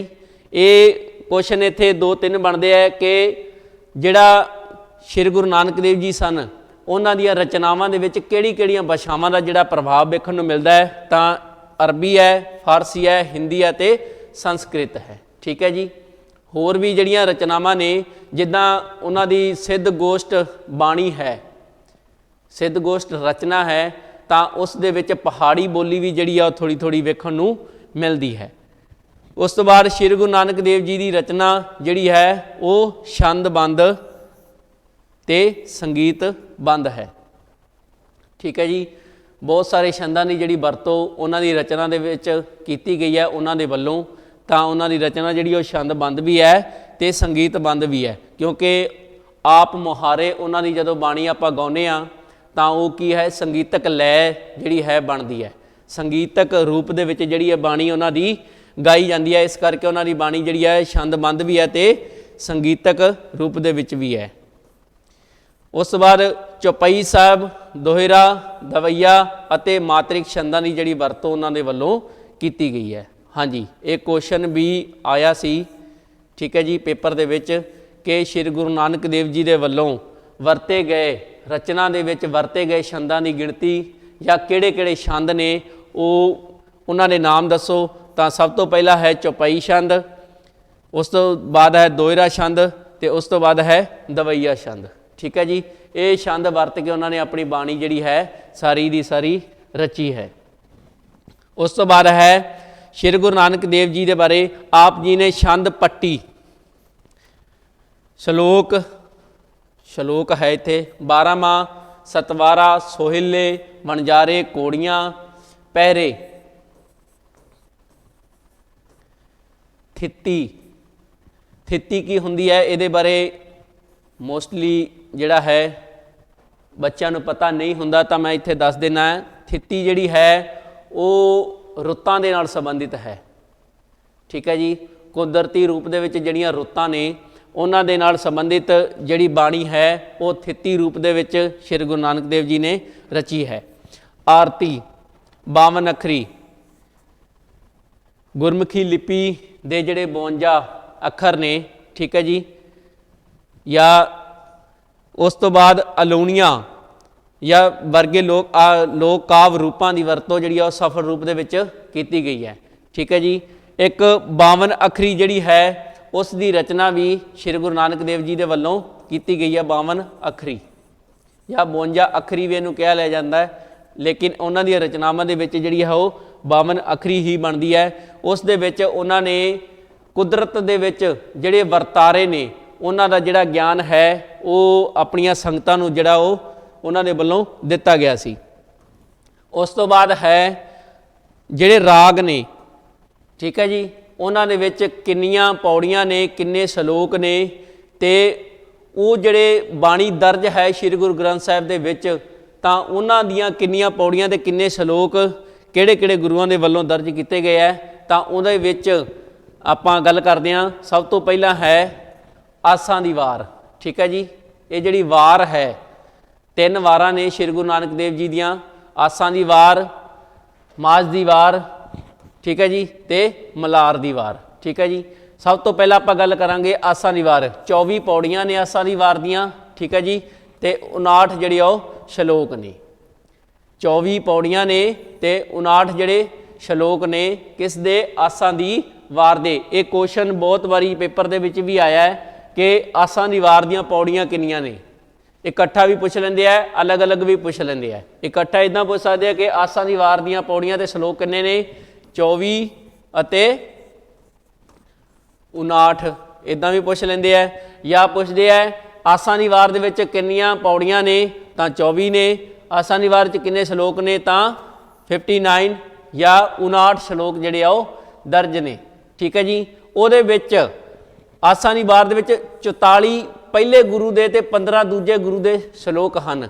ਇਹ ਗੱਲ ਇੱਥੇ ਬਾਣੀ ਦੀ ਹੋ ਰਹੀ ਹੈ ਜਿਹੜੀ ਸ਼੍ਰੀ ਗੁਰੂ ਗ੍ਰੰਥ ਸਾਹਿਬ ਦੇ ਵਿੱਚ ਦਰਜ ਕੀਤੀ ਗਈ ਹੈ। ਠੀਕ ਹੈ ਜੀ, ਉਹਦੇ ਵਿੱਚ ਕੀ ਹੈ ਕਿ ਪਹਿਲੇ ਗੁਰੂ ਸ਼੍ਰੀ ਗੁਰੂ ਨਾਨਕ ਦੇਵ ਜੀ ਦੇ ਜਿਹੜੇ ਨੇ ਸ਼ਲੋਕ ਨੇ ਜਾਂ ਪੌੜੀਆਂ ਨੇ, ਉਹਨਾਂ ਦੇ 'ਚ ਪਹਿਲੇ ਗੁਰੂ ਦੇ 15 ਅਤੇ ਦੂਜੇ ਗੁਰੂ ਦੇ ਪਹਿਲੇ ਦੇ 44 ਅਤੇ ਦੂਜੇ ਗੁਰੂ ਦੇ ਜਿਹੜੇ ਉਹ 15 ਬਣਦੇ ਨੇ। ਠੀਕ ਹੈ, ਉਸ ਤੋਂ ਬਾਅਦ ਮਾਝ ਦੀ ਵਾਰ 27 ਪੌੜੀਆਂ ਨੇ ਅਤੇ 58 ਜਿਹੜੇ ਉਹ ਸ਼ਲੋਕ ਬਣਦੇ ਨੇ। ਮਾਝ ਦੀ ਵਾਰ ਜਿਹੜੀ ਹੈ 2 ਨੰਬਰ ਦੀ ਵਾਰ ਸ਼੍ਰੀ ਗੁਰੂ ਨਾਨਕ ਦੇਵ ਜੀ ਵੱਲੋਂ ਜਿਹੜੀ ਰਚੀ ਗਈ ਸੀ। ਠੀਕ ਹੈ ਜੀ, ਉਹਦੇ ਵਿੱਚ ਜਿਹੜਾ ਹੈ ਪੌੜੀਆਂ ਕਿੰਨੀਆਂ ਨੇ? ਤਾਂ ਉਹ 27 ਪੌੜੀਆਂ ਨੇ ਅਤੇ 58 ਸ਼ਲੋਕ ਨੇ। 46 ਗੁਰੂ ਨਾਨਕ ਦੇਵ ਜੀ ਅਤੇ ਬਾਕੀ 15 ਸ਼ਲੋਕ ਬਾਕੀ ਜਿਹੜੇ ਗੁਰੂ ਨੇ, 5 ਗੁਰੂ ਨੇ, ਉਹਨਾਂ ਦੇ ਜਿਹੜੇ ਬਣਦੇ ਹੈ। ਉਸ ਤੋਂ ਬਾਅਦ ਹੈ ਮਲਾਰ ਦੀ ਵਾਰ। ਮਲਾਰ ਦੀ ਵਾਰ ਦੀਆਂ ਪੌੜੀਆਂ ਜਿਹੜੀਆਂ ਨੇ 27 ਨੇ ਅਤੇ 29 ਜਿਹੜੇ ਉਹ ਸ਼ਲੋਕ ਨੇ, ਜਿਸ ਦੇ ਵਿੱਚੋਂ ਸ਼੍ਰੀ ਗੁਰੂ ਨਾਨਕ ਦੇਵ ਜੀ ਦੇ ਕੁੱਲ ਸ਼ਲੋਕ ਜਿਹੜੇ ਨੇ ਉਹਦੇ ਵਿੱਚ 24 ਨੇ ਅਤੇ ਬਾਕੀ 5 ਗੁਰੂਆਂ ਦੇ ਸ਼ਲੋਕ ਜਿਹੜੇ ਉਹ ਬਚਦੇ ਨੇ। ਆਸਾਂ ਦੀ ਵਾਰ ਜਿਹੜੀ ਬਾਣੀ ਹੈ, ਮਾਝ ਦੀ ਵਾਰ ਜਾਂ ਮਲਾਰ ਦੀ ਵਾਰ ਹੈ, ਉਸ ਦੇ ਵਿੱਚ ਜਿਹੜੇ ਬਾਕੀ ਗੁਰੂਆਂ ਦੀਆਂ ਜਿਹੜੀਆਂ ਬਾਣੀਆਂ ਵੀ ਹੈ ਉਹ ਨੇ ਕੀ ਹੈ ਸ਼ਾਮਿਲ ਕੀਤੀਆਂ ਗਈਆਂ। ਤਾਂ ਉਹਨਾਂ ਦੇ ਬਾਰੇ ਜਿਹੜੀ ਇਹ ਵਾਲੀ ਲਾਈਨ ਹੈ, ਇਸ ਨੂੰ ਧਿਆਨ ਦੇ ਵਿੱਚ ਰੱਖਣਾ ਬਹੁਤ ਜ਼ਿਆਦਾ ਜ਼ਰੂਰੀ ਹੈ ਕਿ ਜਿਹੜੇ ਪਹਿਲੇ ਗੁਰੂ ਦੇ ਕਿੰਨੇ ਵਾਰ ਦੇ ਵਿੱਚ ਕਿੰਨੀਆਂ ਬਾਣੀਆਂ ਜਾਂ ਕਿੰਨੇ ਸ਼ਲੋਕ ਅਤੇ ਪੌੜੀਆਂ ਨੇ, ਅਤੇ ਉਸ ਤੋਂ ਬਾਅਦ ਬਾਕੀ ਜਿਹੜੇ ਨੇ ਸ਼ਲੋਕ ਅਤੇ ਪੌੜੀਆਂ ਕਿੰਨੀਆਂ ਬਚਦੀਆਂ ਨੇ, ਉਹ ਕਿੰਨੇ ਗੁਰੂਆਂ ਦੀਆਂ ਨੇ। ਠੀਕ ਹੈ ਜੀ, ਉਹਨਾਂ ਦੇ ਬਾਰੇ ਜਾਣਕਾਰੀ ਹੋਣੀ ਬਹੁਤ ਜ਼ਿਆਦਾ ਜ਼ਰੂਰੀ ਹੈ, ਕਿਉਂਕਿ ਆਸਾਂ ਦੀ ਵਾਰ, ਮਾਝ ਦੀ ਵਾਰ ਅਤੇ ਮਲਾਰ ਦੀ ਵਾਰ ਦੇ ਵਿੱਚ ਇਕੱਲੇ ਸ਼੍ਰੀ ਗੁਰੂ ਨਾਨਕ ਦੇਵ ਜੀ ਦੇ ਨਹੀਂ, ਬਾਕੀ ਗੁਰੂਆਂ ਦੇ ਵੀ ਜਿਹੜੇ ਆ ਸ਼ਲੋਕ ਅਤੇ ਪੌੜੀਆਂ ਦਰਜ ਕੀਤੀਆਂ ਗਈਆਂ। ਉਸ ਤੋਂ ਬਾਅਦ ਸਿੱਧ ਗੋਸ਼ਟ ਹੈ, ਉਹ ਵੀ ਰਚਨਾ ਸ਼੍ਰੀ ਗੁਰੂ ਨਾਨਕ ਦੇਵ ਜੀ ਦੀ ਹੈ। ਉਹਨਾਂ ਦੇ ਦੁਆਰਾ ਰਚੀ ਗਈ ਜਿਹੜੀ ਹੈ ਰਚਨਾ ਹੈ ਤਾਂ ਉਸ ਦੀ ਜਿਹੜੀ ਹੈ ਰਾਗ ਉਹ ਕਿਹੜਾ ਹੈ? ਰਾਮਕਲੀ ਰਾਗ ਹੈ। ਜਿੱਦਾਂ ਸ਼੍ਰੀ ਗੁਰੂ ਅਰਜਨ ਦੇਵ ਜੀ ਦਾ ਰਾਗ ਹੈ ਰਾਮਕਲੀ ਮਹੱਲਾ ਪੰਜਵਾਂ, ਆਨੰਦ ਏਕ ਓਂਕਾਰ ਸਤਿਗੁਰੂ ਪ੍ਰਸਾਦ। ਠੀਕ ਹੈ ਜੀ। ਉਸ ਦੇ ਵਿੱਚ ਜਿਹੜੀ ਬਾਣੀ ਉਹਨਾਂ ਨੇ ਰਚੀ ਸਿੱਧ ਗੋਸ਼ਟ ਸ਼੍ਰੀ ਗੁਰੂ ਨਾਨਕ ਦੇਵ ਜੀ ਨੇ, ਤਾਂ ਉਸ ਦੇ 73 ਪਦ ਸਨ। ਕਿੰਨੇ ਪਦੇ ਸਨ? 73। ਇਹ ਕੁਐਸਚਨ ਸ਼ਾਇਦ 3704 ਮਾਸਟਰ ਕੇਡਰ ਜਿਹੜਾ ਪੇਪਰ ਹੈ ਉਸ ਦੇ ਵਿੱਚ ਆਇਆ ਵੀ ਸੀ ਕਿ ਜਿਹੜਾ ਸਿੱਧ ਗੋਸ਼ਟ ਬਾਣੀ ਹੈ ਸ਼੍ਰੀ ਗੁਰੂ ਨਾਨਕ ਦੇਵ ਜੀ ਉਸ ਦੇ ਪਦੇ ਕਿੰਨੇ ਨੇ? ਤਾਂ ਉਸ ਦੇ ਪਦੇ ਕਿੰਨੇ ਨੇ ਜਾਂ ਪਦ ਕਿੰਨੇ ਨੇ? 73। ਤਾਂ ਉਸ ਦਾ ਰਾਗ ਵੀ ਇੱਕ ਕੁਐਸਚਨ ਹੀ ਬਣਦਾ ਹੈ ਕਿ ਸਿੱਧ ਗੋਸ਼ਟ ਜਿਹੜੀ ਬਾਣੀ ਹੈ ਜਾਂ ਰਚਨਾ ਹੈ ਸ਼੍ਰੀ ਗੁਰੂ ਨਾਨਕ ਦੇਵ ਜੀ ਦੀ, ਉਸ ਦਾ ਰਾਗ ਕਿਹੜਾ ਹੈ? ਤਾਂ ਰਾਗ ਜਿਹੜਾ ਹੈ ਉਹ ਰਾਮਕਲੀ ਹੈ। ਉਸ ਤੋਂ ਬਾਅਦ ਹੈ ਦੱਖਣੀ ਓਂਕਾਰ। ਆਪਾਂ ਪਿੱਛੇ ਬਾਣੀਆਂ ਕਰਕੇ ਹੀ ਆਏ ਹਾਂ, ਤਾਂ ਉਸ ਦੇ ਵਿੱਚ ਜਿਹੜਾ ਹੈ ਦੱਖਣੀ ਓਂਕਾਰ ਨਾਮ ਦੀ ਜਿਹੜੀ ਬਾਣੀ ਹੈ ਉਸ ਦੇ ਵਿੱਚ ਰਾਗ ਵੀ ਪੁੱਛਿਆ ਗਿਆ ਹੈ ਤੇ ਉਸ ਦੇ ਪਦ ਕਿੰਨੇ ਨੇ? ਤਾਂ ਪਦ ਦੀ ਗੱਲ ਕਰਾਂ ਤਾਂ 54 ਪਦ ਨੇ ਤੇ ਉਸ ਦਾ ਰਾਗ ਜਿਹੜਾ ਹੈ ਉਹ ਕੀ ਹੈ? ਰਾਮਕਲੀ ਹੈ। ਠੀਕ ਹੈ ਜੀ। ਇਸ ਨੂੰ ਯਾਦ ਕਰਨ ਦਾ ਸੌਖਾ ਤਰੀਕਾ ਮੈਂ ਥੋੜ੍ਹਾ ਜਿਹਾ ਦੱਸ ਦਿੰਦਾ ਕਿ ਸਿੱਧ ਗੋਸ਼ਟ, ਜੋਟੇ ਬਣਾ ਲਓ ਇਹਦੇ ਜਾਂ ਜੋੜੇ ਬਣਾ ਲਓ। ਸਿੱਧ ਗੋਸ਼ਟ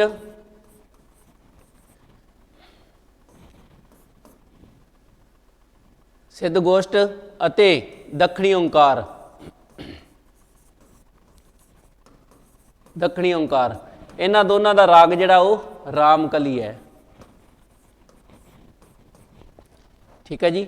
ਰਾਮਕਲੀ ਰਾਗ ਜਿਹੜਾ ਹੈ ਉਹ ਵਰਤਿਆ ਗਿਆ ਹੈ ਸ਼੍ਰੀ ਗੁਰੂ ਨਾਨਕ ਦੇਵ ਜੀ ਦੇ ਦੁਆਰਾ, ਤੇ ਉਸ ਦੇ ਵਿੱਚ ਜਿਹੜਾ ਸਿੱਧ ਗੋਸ਼ਟ ਹੈ ਉਸ ਦੇ ਪਦ ਨੇ 73, ਦੱਖਣੀ ਓਂਕਾਰ ਦੇ ਪਦ ਨੇ 54, 54।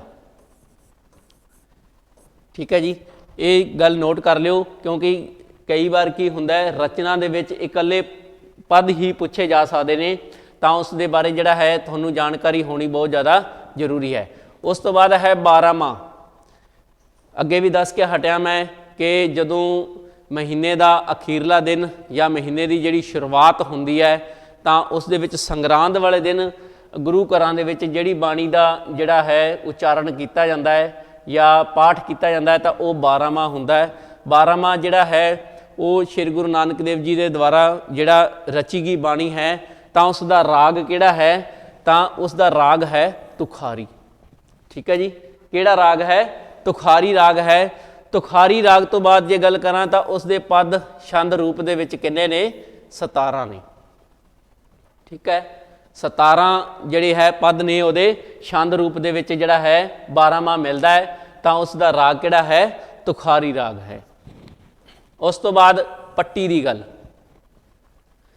ਠੀਕ ਹੈ ਜੀ। ਸ਼੍ਰੀ ਗੁਰੂ ਨਾਨਕ ਦੇਵ ਜੀ ਦੇ ਦੁਆਰਾ ਰਚੀ ਗਈ ਪੱਟੀ ਹੈ। ਕੀ ਹੈ? ਪੱਟੀ ਹੈ। ਉਸ ਦੇ ਪਦੇ ਕਿੰਨੇ ਨੇ? 35 ਜਾਂ ਪਦ ਕਿੰਨੇ ਨੇ? 35 ਪਦ ਨੇ। ਠੀਕ ਹੈ ਜੀ। ਪੱਟੀ ਦਾ ਅਰਥ ਹੁੰਦਾ ਹੈ 35। ਥੋੜਾ ਨਾਮ ਤੋਂ ਵੀ ਪਤਾ ਲੱਗ ਰਿਹਾ ਪੱਟੀ ਜਾਂ 35। ਇਹ 35 ਅੱਖਰ ਜਿਹੜੇ ਨੇ ਉਹਨਾਂ ਨੂੰ ਆਧਾਰ ਬਣਾ ਕੇ ਜਿਹੜੀ ਉਹ ਰਚੀ ਗਈ ਹੈ। ਉਸ ਤੋਂ ਬਾਅਦ ਹੈ ਗੁਰਮੁਖੀ ਦੇ 35 ਅੱਖਰਾਂ ਨੂੰ ਆਧਾਰ ਬਣਾ ਕੇ ਜਿਹੜਾ ਉਹ ਇਹ ਇੱਕ ਤਰ੍ਹਾਂ ਦੀ ਲਿਪੀ ਪੱਟੀ ਹੈ ਜਿਸ ਦਾ ਪਹਿਲਾ ਅੱਖਰ ਜਿਹੜਾ ਉਹ ਸੱਸਾ ਹੈ। ਹਾਂਜੀ, ਇੱਥੇ ਕੁਐਸਚਨ ਬਹੁਤ ਸਾਰੇ ਬਣਦੇ ਆ, ਮੈਂ ਦੱਸ ਦਿੰਦਾ ਕਿਹੜੇ ਕਿਹੜੇ। ਸਭ ਤੋਂ ਪਹਿਲਾਂ ਜਿਹੜਾ ਹੈ ਪੱਟੀ ਦਾ ਰਾਗ।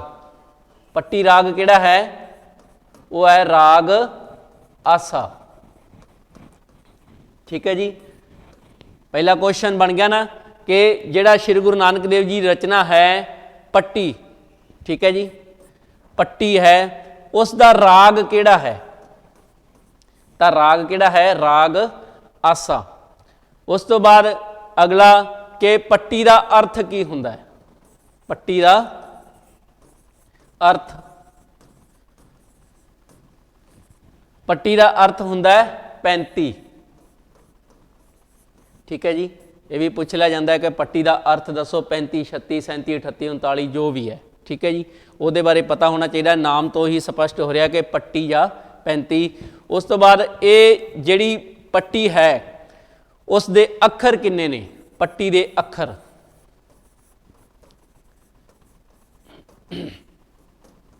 35 35 ਅੱਖਰ ਬਣਦੇ ਆ ਇਹਦੇ पट्टी ਦੇ। ठीक है जी, श्री गुरु नानक देव जी ने इस नूं आधार बना के, इस लिपि के अखरां नूं आधार बना के एक पट्टी रची सी। ठीक है, तो उस पट्टी दे जिहड़े ने किहड़े अखर तो, ठीक है जी, अखर भी पुछ लैंदा किहड़ा अखर वरत्या, किहड़ा अखर वरत्या, पट्टी का किहड़ा अखर वरत्या, वो थोड़े स्क्रीन दे बिल्कुल सामने ही है। सस्सा अखर जिहड़ा उन्होंने वरत्या सी अपनी पट्टी दे विच। एक पट्टी श्री गुरु अमरदास जी की भी है, तो उन्होंने जिथों तक मैनू याद है उन्होंने पट्टी का जिहड़ा पहला अखर है वो हाहा है। जे मैं सही हाँ तो कमेंट बॉक्स दे विच जरूर दस्यो, जे मेरे तो ये मिसटेक हुई है तो मैं जिहड़ा अगली क्लास दे विच इस नूं सही भी करने की कोशिश जिहड़ी वो करूँगा। पर जिथों तक मैनू याद है उस पट्टी का अखर पहला है वो हाहा है। पट्टी दे विच की हुंदा है मैं थोड़ा जिहा होर दस देना है कि पट्टी दे विच जदों बाणी की रचना की जाती है तो उसका मूरला अखर या पहला अखर है वो सस्से तो शुरू होएगा। पंक्ति कोई भी शुरू करनगे रचना तो पहला उसका पहला अखर जिहड़ा वो सस्सा ही होएगा। ये पट्टी जिहड़ी है इस तरीके दे नाल रची जाती है, उसका पहला अखर जिहड़ा है सस्सा होएगा। हुण सस्सा अखर जिहड़ा पहला है वो किन्हां दी पट्टी दे विच है, ये क्वेश्चन भी बनता है। तो वो पट्टी जिहड़ी है श्री गुरु नानक देव जी के द्वारा जिहड़ी वो रची गई सी। हाँ जी, अगे वधदे हां आपां। अगली गल अलाउणियां, उन्हां दी बाणी अलाउणियां दे विच जिहड़ी वो रची गई है। तो अलाउणियां जिहड़ा है वड हंस राग। हुण अलाउणियां जिहड़ा है ये भी की है, सिफत है। अलाउणियां दा मतलब भी सिफत हुंदा है। ठीक है जी, अलाउणियां है ये भी सिफत है। अलाउणियां ज़्यादातर जदों जिहड़ा है किसी दी डेथ हो जाती है तो उन्हां दे जिहड़े भोग पाठ जिहड़े हुंदे ने उन्हां दे उपर भी जिहड़ी आ उस दी बाणी दा जिहड़ा है पाठ जिहड़ा वो कीता जांदा है। तो अलाउणियां दा जिहड़ा राग है वो की है, वड हंस।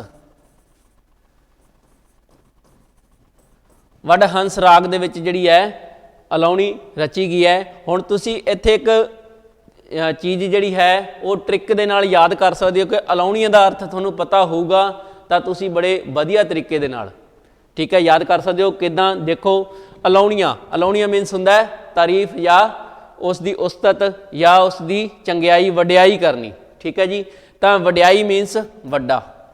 ठीक है जी, वड हंस राग इस तरीके दे नाल तुसीं इस नूं याद कर सकते हो कि अलाउणियां जिहड़ा उसका राग किहड़ा है, वड हंस, क्योंकि वो उसकी वडियाई की जा रही है उस दे विच। उस तो बाद है अलाउणियां दे विच की है, राग जिहड़ा है वड हंस है, ये की है मरण समय जदों कोई किसी की डेथ हो जाती, मैं अगे भी दसता है कि जदों डेथ हुंदी है या कोई परलोक सिधार जाता है तो उस दे मरण समय जिहड़ी इस बाणी का जिहड़ा उच्चारण वो कीता जाता है। ये गिणती दे विच किन्ने ने, 5। अपने शरीर की गल करां तां ये 5 तत्तां दा जिहड़ा है पुतला है। उसकी जिहड़ी उस्तत या उसकी वडियाई जिहड़ी आ वो इस बाणी दे विच कीती जांदी है। भाव शरीर हंस बन के उड़ गया। ठीक है जी, वड हंस। ठीक है जी, वड मीनस वडियाई, वडियाई, हंस मीनस शरीर। ठीक है जी, अपने शरीर नूं जिहड़ा है श्री गुरु नानक देव जी ने हंस का नाम जिहड़ा वो दिता है। 9 नंबर पर गल करां तां थिती। ठीक है जी, वाहिगुरू। थिती की हुंदा, मैं अगे भी दस के हटिया कि थिती जिहड़ी है रुत्तां दे नाल जिहड़ी संबंधित है। ऐसी बाणी जिसका जिहड़ा है ਉਚਾਰਨ ਸ਼੍ਰੀ ਗੁਰੂ ਨਾਨਕ ਦੇਵ ਜੀ ਦੇ ਵੱਲੋਂ ਕੀਤਾ ਗਿਆ ਹੈ ਤਾਂ ਇਸ ਦਾ ਜਿਹੜਾ ਰਾਗ ਹੈ ਕਿਹੜਾ ਹੈ? ਬਿਲਾਵਲ।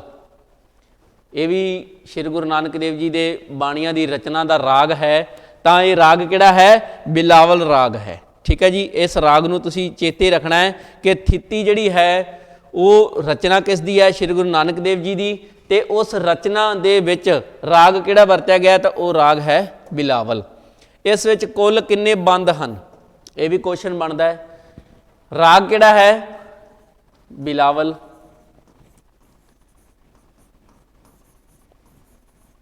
ਠੀਕ ਹੈ ਜੀ, ਬੰਦ ਕਿੰਨੇ ਹਨ? 20। ਥਿੱਤੀ ਸੂਰਜ ਅਤੇ ਚੰਦ ਦੀ ਚਾਲ ਨਾਲ ਸੰਬੰਧਿਤ ਹੈ। ਅੱਗੇ ਵੀ ਦੱਸਿਆ ਕਿਉਂਕਿ ਸੂਰਜ ਅਤੇ ਚੰਦ ਜਿਹੜੇ ਆਪਣੇ ਪ੍ਰਕਿਰਤੀ ਨਾਲ ਸੰਬੰਧਿਤ ਜਿਹੜੇ ਨੇ ਚਿੰਨ੍ਹ ਨੇ ਸੂਰਜ ਅਤੇ ਚੰਦ। ਠੀਕ ਹੈ ਜੀ, ਇਹ ਰੁੱਤਾਂ ਦੇ ਨਾਲ ਸੰਬੰਧਿਤ ਵੀ ਨੇ। ਇਹਨਾਂ ਦੇ ਨਾਲ ਜਿਹੜਾ ਹੈ ਸੰਬੰਧ ਬਣਾ ਕੇ ਜਿਹੜੀ ਬਾਣੀ ਰਚੀ ਗਈ ਸੀ ਉਸ ਦਾ ਨਾਮ ਸੀ ਥਿੱਤੀ। ਇਸ ਦਾ ਰਾਗ ਸੀ ਬਿਲਾਵਲ। ਕੁੱਲ ਬੰਦ ਨੇ 20। ਤੇ ਜੇ ਇਸ ਦਾ ਪੁੱਛ ਲਿਆ ਜਾਵੇ ਕਿ ਥਿੱਤੀ ਸੰਬੰਧਿਤ ਕਿਹਦੇ ਨਾਲ ਹੈ ਤਾਂ ਸੰਬੰਧ ਜਿਹੜਾ ਜੁੜਦਾ ਹੈ ਉਹ ਹੈ ਸੂਰਜ ਅਤੇ ਚੰਦ। ਸੂਰਜ ਅਤੇ ਚੰਨ ਵੀ ਕਹਿ ਸਕਦੇ ਹਾਂ ਜਾਂ ਚੰਦ। ਪੰਜਾਬੀ ਬੋਲੀ ਦੇ ਸ਼ਬਦ ਨੇ ਕਿਉਂਕਿ ਪੰਜਾਬੀ ਬੋਲੀ ਦਾ ਹਾਜ਼ਮਾ ਜਿਹੜਾ ਹੈ ਉਹ ਬਹੁਤ ਵੱਡਾ ਹੈ। ਇਹ ਅਰਬੀ, ਫਾਰਸੀ, ਹਿੰਦੀ, ਸੰਸਕ੍ਰਿਤ, ਉਰਦੂ, ਪੰਜਾਬੀ ਜਿਹੜੇ ਵੀ ਲਹਿਜੇ ਦੇ ਵਿੱਚ ਕੋਈ ਵੀ ਸ਼ਬਦ ਆਉਂਦਾ ਹੈ ਤਾਂ ਇਹ ਆਪਣੇ ਹਿਸਾਬ ਨਾਲ ਉਸ ਨੂੰ ਕੀ ਹੈ? ਹਜ਼ਮ ਕਰ ਜਾਂਦੀ ਹੈ। ਠੀਕ ਹੈ ਜੀ, ਹਾਜ਼ਮਾ ਪੰਜਾਬੀ ਦਾ ਬਹੁਤ ਵੱਡਾ ਹੈ। ਹਰ ਇੱਕ ਰਾਈਟਰ ਨੇ ਇਹ ਗੱਲ ਬਖੂਬੀ ਦੱਸੀ ਹੈ ਕਿ ਪੰਜਾਬੀ ਇੱਕ ਐਸੀ ਬੋਲੀ ਹੈ ਜਿਸ ਦਾ ਹਾਜ਼ਮਾ ਇੰਨਾ ਹੈ ਕਿ ਪਤਾ ਨਹੀਂ ਕਿੰਨੀਆਂ ਕੁ ਬੋਲੀਆਂ ਜਿਹੜੀਆਂ ਸ਼ੁਰੂ ਹੋਈਆਂ ਤੇ ਉਹ ਸਾਰੀਆਂ ਦੀ ਸਾਰੀਆਂ ਦੇ ਸ਼ਬਦ ਜਿਹੜੇ ਹੈ ਉਹ ਪੰਜਾਬੀ ਬੋਲੀ ਦੇ ਵਿੱਚ ਸਮਾਉਂਦੇ ਗਏ ਤੇ ਇਸ ਦੀ ਅਮੀਰੀ ਦੇ ਵਿੱਚ ਵਾਧਾ ਜਿਹੜਾ ਉਹ ਹੁੰਦਾ ਗਿਆ। ਉਸ ਤੋਂ ਬਾਅਦ ਗੱਲ ਕਰੀਏ ਪਹਿਰੇ। ਪਹਿਰੇ ਮੀਨਸ ਪਹਿਰ, ਪਹਿਰ ਸਮਾਂ, ਘੜੀ, ਵਕਤ। ਠੀਕ ਹੈ ਜੀ, ਇਹ ਸ਼ਬਦ ਸਾਰੇ ਇੱਕੋ ਸ਼੍ਰੇਣੀ ਦੇ ਵਿੱਚ ਆਉਂਦੇ ਨੇ। ਠੀਕ ਹੈ ਜੀ, ਪਹਿਰੇ ਸਮਾਂ, ਘੜੀ ਸ਼ਬਦ ਜਿਹੜੇ ਨੇ ਇੱਕੋ ਸ਼੍ਰੇਣੀ ਦੇ ਵਿੱਚ ਆਉਂਦੇ ਨੇ ਤਾਂ ਉਸ ਦੇ ਵਿੱਚ ਹੈ ਕਿ ਪਹਿਰੇ ਦੇ ਵਿੱਚ ਹੁੰਦਾ ਕੀ ਹੈ? ਰਾਤ ਦੇ ਸਮੇਂ, ਰਾਤ ਦੇ ਜਿਹੜੇ 4 ਪਹਿਲੇ ਮੁੱਖ ਟਾਈਮ, ਠੀਕ ਹੈ ਜੀ, ਉਸ ਦੀ ਜਿਹੜੀ ਗੱਲ ਹੈ ਇਹਨਾਂ ਪਹਿਰਿਆਂ ਦੇ ਵਿੱਚ ਕੀਤੀ ਜਾਂਦੀ ਹੈ। ਜਿੱਦਾਂ ਰਾਤ ਦੇ 4 ਪਹਿਰਿਆਂ ਨੂੰ ਮੁੱਖ ਰੱਖ ਕੇ 4 ਪੰਕਤੀਆਂ ਵਾਲੀ ਕਵਿਤਾ ਨੂੰ ਪਹਿਰੇ ਆਖਦੇ ਹਨ। ਠੀਕ ਹੈ ਜੀ, ਜਿੱਦਾਂ ਕੋਈ ਵੀ ਪਹਿਰਾ ਹੈ, ਜਿੱਦਾਂ ਆਪਣੇ 4 ਖੰਡ ਬਣਾਏ ਗਏ, 5 ਵਕਤ ਬਣਾਏ ਗਏ। ਜਿੱਦਾਂ ਮੁਸਲਮਾਨ ਜਿਹੜੇ ਤਬਕੇ ਦੇ ਜਿਹੜੇ ਲੋਕ ਨੇ ਉਹ 5 ਵਕਤ ਜਿਹੜਾ ਹੈ ਨਮਾਜ਼ ਪੜ੍ਹਦੇ ਨੇ ਤਾਂ ਉਸ ਦੇ ਵਿੱਚ ਕੀ ਹੈ ਕਿ ਇਸ ਪੰਕਤੀਆਂ ਦੇ ਵਿੱਚ ਜਿਹੜਾ ਹੈ ਇੱਕ ਕਵਿਤਾ ਰਚੀ ਜਾਂਦੀ ਹੈ, ਉਸ ਨੂੰ 4 ਪਹਿਰਿਆਂ ਦੇ ਵਿੱਚ ਜਿਹੜਾ ਹੈ ਬਿਆਨ ਕੀਤਾ ਜਾਂਦਾ ਹੈ। ਠੀਕ ਹੈ ਜੀ, ਇਹ ਜਿਹੜੀ ਰਚਨਾ ਹੈ ਇਸ ਦੇ ਵਿੱਚ ਸ਼੍ਰੀ ਗੁਰੂ ਨਾਨਕ ਦੇਵ ਜੀ ਨੇ ਤੁਖਾਰੀ ਰਾਗ ਜਿਹੜਾ ਹੈ ਵਰਤਿਆ ਹੈ। ਰਾਗ ਜਿਹੜਾ ਹੈ ਉਹ ਤੁਖਾਰੀ ਵਰਤਿਆ ਹੈ। ਤਾਂ ਇਸ ਦੇ ਵਿੱਚ ਜਿਹੜੀ ਗੱਲ ਕੀਤੀ ਹੈ ਕਿ ਕਿੱਦਾਂ ਇਨਸਾਨ ਜਿਹੜਾ ਹੈ ਆਪਣੇ ਹਰ ਇੱਕ ਪੈਰ ਨੂੰ ਵੰਡ ਕੇ ਜਿਹੜਾ ਹੈ ਆਪਣੀਆਂ ਗਤੀਵਿਧੀਆਂ ਸਮਾਜ ਦੇ ਵਿੱਚ ਉਹ ਜਾਰੀ ਰੱਖਦਾ ਹੈ। ਉਸ ਤੋਂ ਬਾਅਦ ਹੈ ਸੋਹੇਲੇ। ਸੋਹੇਲੇ ਤੋਂ ਭਾਵ ਹੈ 16 ਪੰਕਤੀਆਂ ਵਾਲਾ। ਸੋਹੇਲੇ ਤੋਂ ਭਾਵ ਉਸਤਤ ਵੀ ਤਾਰੀਫ ਵੀ ਹੁੰਦੀ, ਲੇਕਿਨ ਇੱਥੇ ਜਿਹੜੀ ਗੱਲ ਕੀਤੀ ਗਈ ਹੈ ਕਿ 16 ਪੰਕਤੀਆਂ ਵਾਲੀ ਕੋਈ ਵੀ ਕਵਿਤਾ, ਠੀਕ ਹੈ ਜੀ, ਜਿਸ ਦੀਆਂ ਕਵਿਤਾ ਦੀਆਂ ਪੰਕਤੀਆਂ ਕਿੰਨੀਆਂ ਹੋਣ 16 ਤਾਂ ਉਸ ਨੂੰ ਕੀ ਕਿਹਾ ਜਾਂਦਾ ਹੈ? ਸੋਹੇਲਾ। ਭਾਵ ਸ਼੍ਰੀ ਗੁਰੂ ਨਾਨਕ ਦੇਵ ਜੀ ਨੇ 12 ਸੋਹੇਲੇ ਜਿਹੜੇ ਆ ਉਹ ਲਿਖੇ ਹੈ। ਠੀਕ ਹੈ ਜੀ, ਮੀਨਸ 16 ਜਿਹੜੀਆਂ ਇਸ ਤਰ੍ਹਾਂ ਦੀਆਂ ਪੰਕਤੀਆਂ ਵਾਲੀਆਂ ਕਵਿਤਾਵਾਂ ਜਿਹੜੀਆਂ ਨੇ ਉਹਨਾਂ ਦੇ ਵੱਲੋਂ ਰਚੀਆਂ ਗਈਆਂ ਕਿ ਉਹਨਾਂ ਦੀ ਜਿਹੜੀ ਗਿਣਤੀ ਹੈ ਉਹ 22 ਹੈ। 12 ਜਿਹੜੇ ਨੇ ਮਾਰੂ ਰਾਗ ਦੇ ਵਿੱਚ ਤੇ 10 ਜਿਹੜੇ ਨੇ ਦੱਖਣੀ ਰਾਗ ਦੇ ਵਿੱਚ ਰਚੇ ਨੇ ਸੋਹੇਲੇ। ਠੀਕ ਹੈ ਜੀ, 12 ਤੇ 10 ਟੋਟਲ ਬਣਦੇ ਨੇ 22। ਠੀਕ ਹੈ ਜੀ, 22 ਸੋਹੇਲੇ ਜਿਹੜੇ ਉਹਨਾਂ ਨੇ ਰਚੇ ਨੇ, ਜਿਨ੍ਹਾਂ ਦੇ ਵਿੱਚੋਂ 12 ਜਿਹੜੇ ਨੇ ਉਹ ਮਾਰੂ ਰਾਗ ਦੇ ਵਿੱਚ ਨੇ ਤੇ 10 ਜਿਹੜੇ ਆ ਉਹ ਦੱਖਣੀ ਰਾਗ ਦੇ ਵਿੱਚ ਨੇ। ਮਾਰੂ ਦੱਖਣੀ ਰਾਗ ਸਰ। ਇਹ ਰਾਗ ਜਿਹੜੇ ਨੇ ਤੁਹਾਨੂੰ ਹਰ ਇੱਕ ਰਚਨਾ ਦੇ ਜਿਹੜੇ ਉਹ ਯਾਦ ਕਰਨੇ ਹੀ ਪੈਣਗੇ, ਕਿਉਂਕਿ ਬਹੁਤ ਸਾਰੇ ਕੁਐਸਚਨਸ ਇਸ ਤਰ੍ਹਾਂ ਦੇ ਹੁੰਦੇ ਨੇ ਜਿਨ੍ਹਾਂ ਦੇ ਵਿੱਚ ਰਾਗ ਵੀ ਪੁੱਛੇ ਜਾਂਦੇ ਹੈ ਤੇ ਰਾਗਾਂ ਦੀ ਗਿਣਤੀ ਵੀ ਪੁੱਛੀ ਜਾਂਦੀ ਹੈ। ਠੀਕ ਹੈ ਜੀ, ਕਿੰਨੇ ਰਾਗ ਜਾਂ ਕਿੰਨੀਆਂ ਰਚਨਾਵਾਂ, ਜਾਂ ਸੋਹੇਲੇ ਦੇ ਵਿੱਚ ਇਕੱਲਾ ਇਹ ਵੀ ਪੁੱਛਿਆ ਜਾਂਦਾ ਹੈ ਕਿ ਸੋਹੇਲੇ ਵਿੱਚ ਕਿੰਨੀਆਂ ਜਿਹੜੀਆਂ ਨੇ ਪੰਕਤੀਆਂ ਹੁੰਦੀਆਂ ਨੇ, ਤਾਂ ਉਹ ਹੁੰਦੀਆਂ 16। ਤਾਂ ਸ਼੍ਰੀ ਗੁਰੂ ਨਾਨਕ ਦੇਵ ਜੀ ਦੇ ਵੱਲੋਂ ਰਚੇ ਗਏ ਸੋਹੇਲੇ ਦੀ ਵੰਡ ਕਰੋ, ਤਾਂ ਜਦੋਂ ਵੰਡ ਦੀ ਗੱਲ ਆਏਗੀ ਤਾਂ 12 + 10 ਟੋਟਲ ਕਿੰਨੇ ਹੋ ਜਾਣਗੇ 22। ਹੁਣ 12 ਕਿੰਨੇ ਨੇ, 12 ਜਿਹੜੇ ਨੇ ਉਹ ਕਿਹੜੇ ਰਾਗ ਦੇ ਵਿੱਚ ਨੇ, ਤੇ 10 ਜਿਹੜੇ ਨੇ ਉਹ ਕਿਹੜੇ ਰਾਗ ਦੇ ਵਿੱਚ ਨੇ, ਉਹ ਮੈਂ ਦੱਸ ਹੀ ਹਟਿਆ ਕਿ 12 ਜਿਹੜੇ ਨੇ ਉਹ ਮਾਰੂ ਰਾਗ ਵਿੱਚ ਨੇ ਤੇ 10 ਜਿਹੜੇ ਨੇ ਉਹ ਮਾਰੂ ਦੱਖਣੀ ਰਾਗ ਦੇ ਵਿੱਚ ਨੇ। ਠੀਕ ਹੈ ਜੀ, ਉਸ ਤੋਂ ਬਾਅਦ ਹੈ ਕਾਵਿ-ਬੰਧ ਦੇ ਸਿਰਲੇਖ। ਸ਼੍ਰੀ ਗੁਰੂ ਨਾਨਕ ਦੇਵ ਜੀ ਦੇ ਵੱਲੋਂ ਰਚੀ ਗਈ ਜਿਹੜੀ ਬਾਣੀ ਦੇ ਕਾਵ ਨੇ, ਬੰਧ ਨੇ, ਜਾਂ ਉਹਨਾਂ ਦੀਆਂ ਰਚਨਾਵਾਂ ਨੇ, ਠੀਕ ਹੈ ਜੀ, ਜਿਹੜੀਆਂ ਅੱਜ ਵੀ ਸਮਾਜ ਦੇ ਵਿੱਚ ਇੱਕ ਸੰਗੀਤਕ ਲੈਅ ਦੇ ਵਿੱਚ ਉਹਨਾਂ ਦੀ ਸਿੱਖ ਸੰਗਤਾਂ ਜਾਂ ਕੋਈ ਸੰਗਤਾਂ ਨੇ ਉਹਨਾਂ ਦੇ ਵੱਲੋਂ ਜਿਹੜੀਆਂ ਗਾਈਆਂ ਜਾਂਦੀਆਂ, ਤਾਂ ਉਹ ਕਿਹੜੀਆਂ ਕਿਹੜੀਆਂ ਨੇ। ਸਭ ਤੋਂ ਪਹਿਲਾਂ ਹੈ ਮੋਤੀ ਤੇ ਮੰਦਰ ਉਸਰੈ। ਆਪਾਂ ਜਿਹੜੀਆਂ ਜਮਾਤਾਂ ਅਲੱਗ-ਅਲੱਗ ਪੜ੍ਹ ਕੇ ਇੱਥੋਂ ਤੱਕ ਆਏ ਹਾਂ, ਤਾਂ ਉਸ ਦੇ ਵਿੱਚ ਵੀ ਆਪਾਂ ਸਿੱਖਿਆ ਹੈ ਕਿ ਸ਼੍ਰੀ ਗੁਰੂ ਨਾਨਕ ਦੇਵ ਜੀ ਨੇ ਮੋਤੀ ਤੇ ਮੰਦਰ ਉਸਰੇ ਨਾਮ ਦੀ ਜਿਹੜੀ ਬਾਣੀ ਦੀ ਰਚਨਾ ਉਹ ਕੀਤੀ ਹੈ।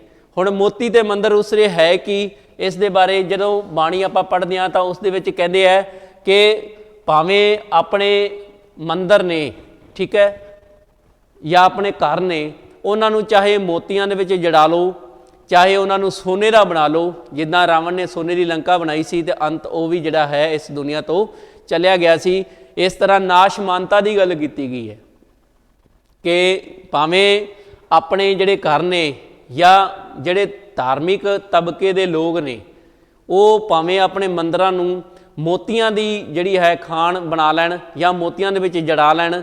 ਠੀਕ ਹੈ ਜੀ, ਹਰ ਇੱਕ ਨੂੰ ਸੰਦੇਸ਼ ਦਿੱਤਾ, ਪਰ ਕੀ ਹੋਏਗਾ ਕਿ ਇਹ ਸਾਰੀਆਂ ਚੀਜ਼ਾਂ ਜਿਹੜੀਆਂ ਨੇ ਨਾਸ਼ਮਾਨ ਨੇ, ਇਹ ਇੱਥੇ ਦੀਆਂ ਇੱਥੇ ਹੀ ਰਹਿ ਜਾਣੀਆਂ। ਉਹਨਾਂ ਨੇ ਇੱਕ ਨਾਸ਼ਮਾਨਤਾ ਦੀ ਗੱਲ ਕੀਤੀ ਹੈ। ਇਸ ਕਰਕੇ ਸਾਨੂੰ ਕੀ ਕਰਨਾ ਚਾਹੀਦਾ ਹੈ, ਸਿਰਫ ਤੇ ਸਿਰਫ ਹੈ ਪਰਮਾਤਮਾ ਦਾ ਜਿਹੜਾ ਉਹ ਨਾਮ ਲੈਣਾ ਚਾਹੀਦਾ।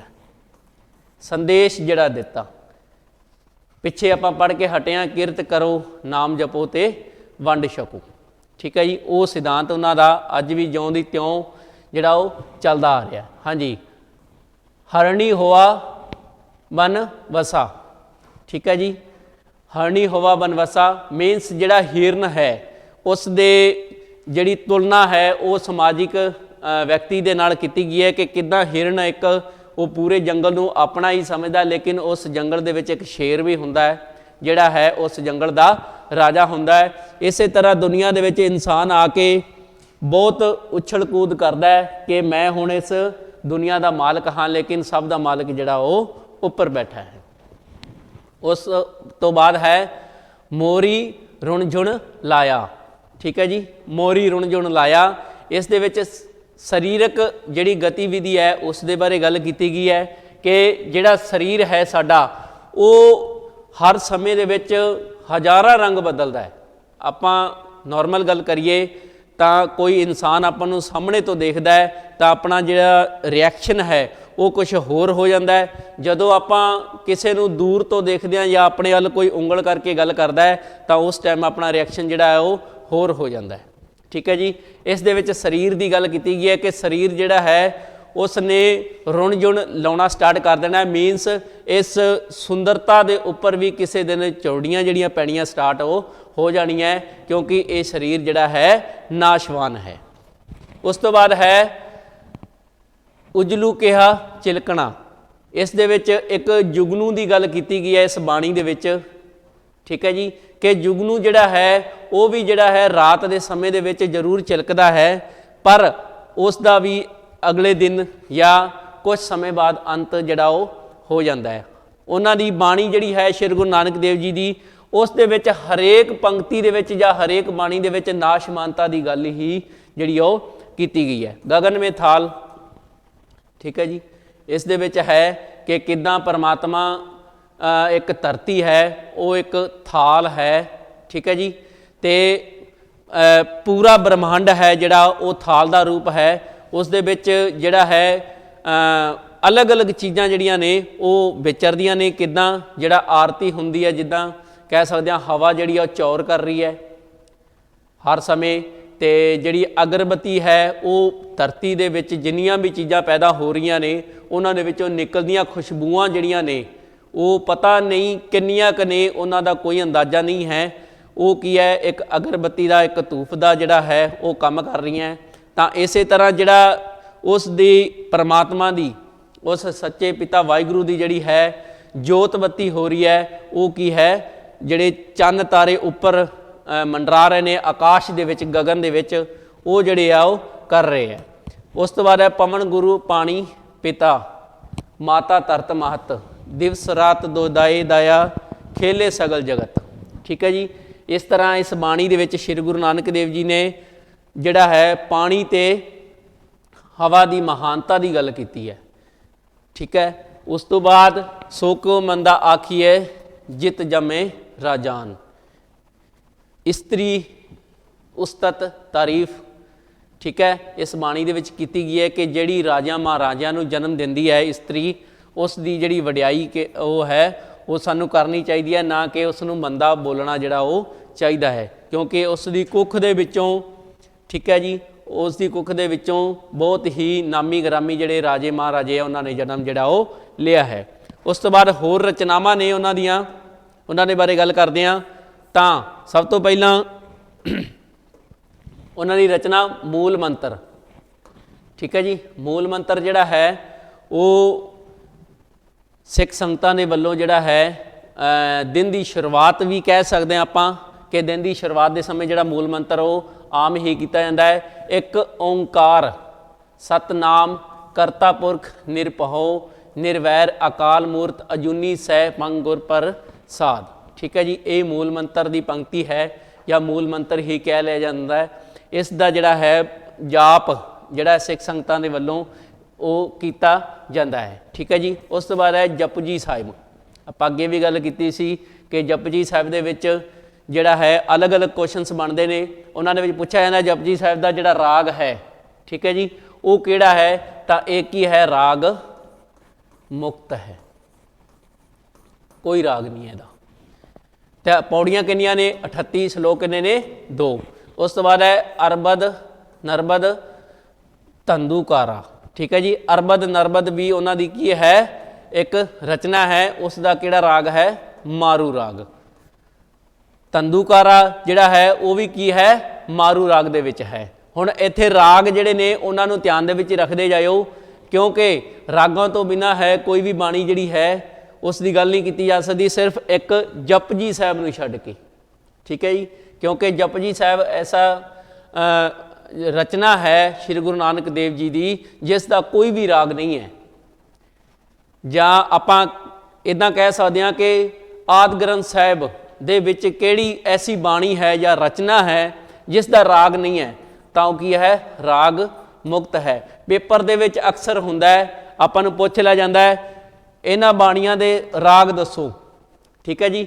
ਜਾਂ ਕਹਿੰਦੇ ਆ ਕਿ ਜਪਜੀ ਸਾਹਿਬ ਦਾ ਰਾਗ ਦੱਸੋ। ਆਪਣੇ ਮਾਈਂਡ ਦੇ ਵਿੱਚ ਆਉਂਦਾ ਹੈ ਮਾਰੂ ਰਾਗ, ਆਸਾ ਰਾਗ, ਵਾਰ ਰਾਗ ਜਾਂ ਮਾਝ ਮਲਾਰ, ਜੋ ਵੀ ਹੈ ਆਪਣੇ ਮਾਈਂਡ ਦੇ ਵਿੱਚ ਉਦੋਂ ਇਹ ਗੱਲ ਆਏਗੀ ਜਦੋਂ ਆਪਾਂ ਇਸ ਚੀਜ਼ ਨੂੰ ਚੰਗੀ ਤਰ੍ਹਾਂ ਕੀਤਾ ਹੋਵੇਗਾ।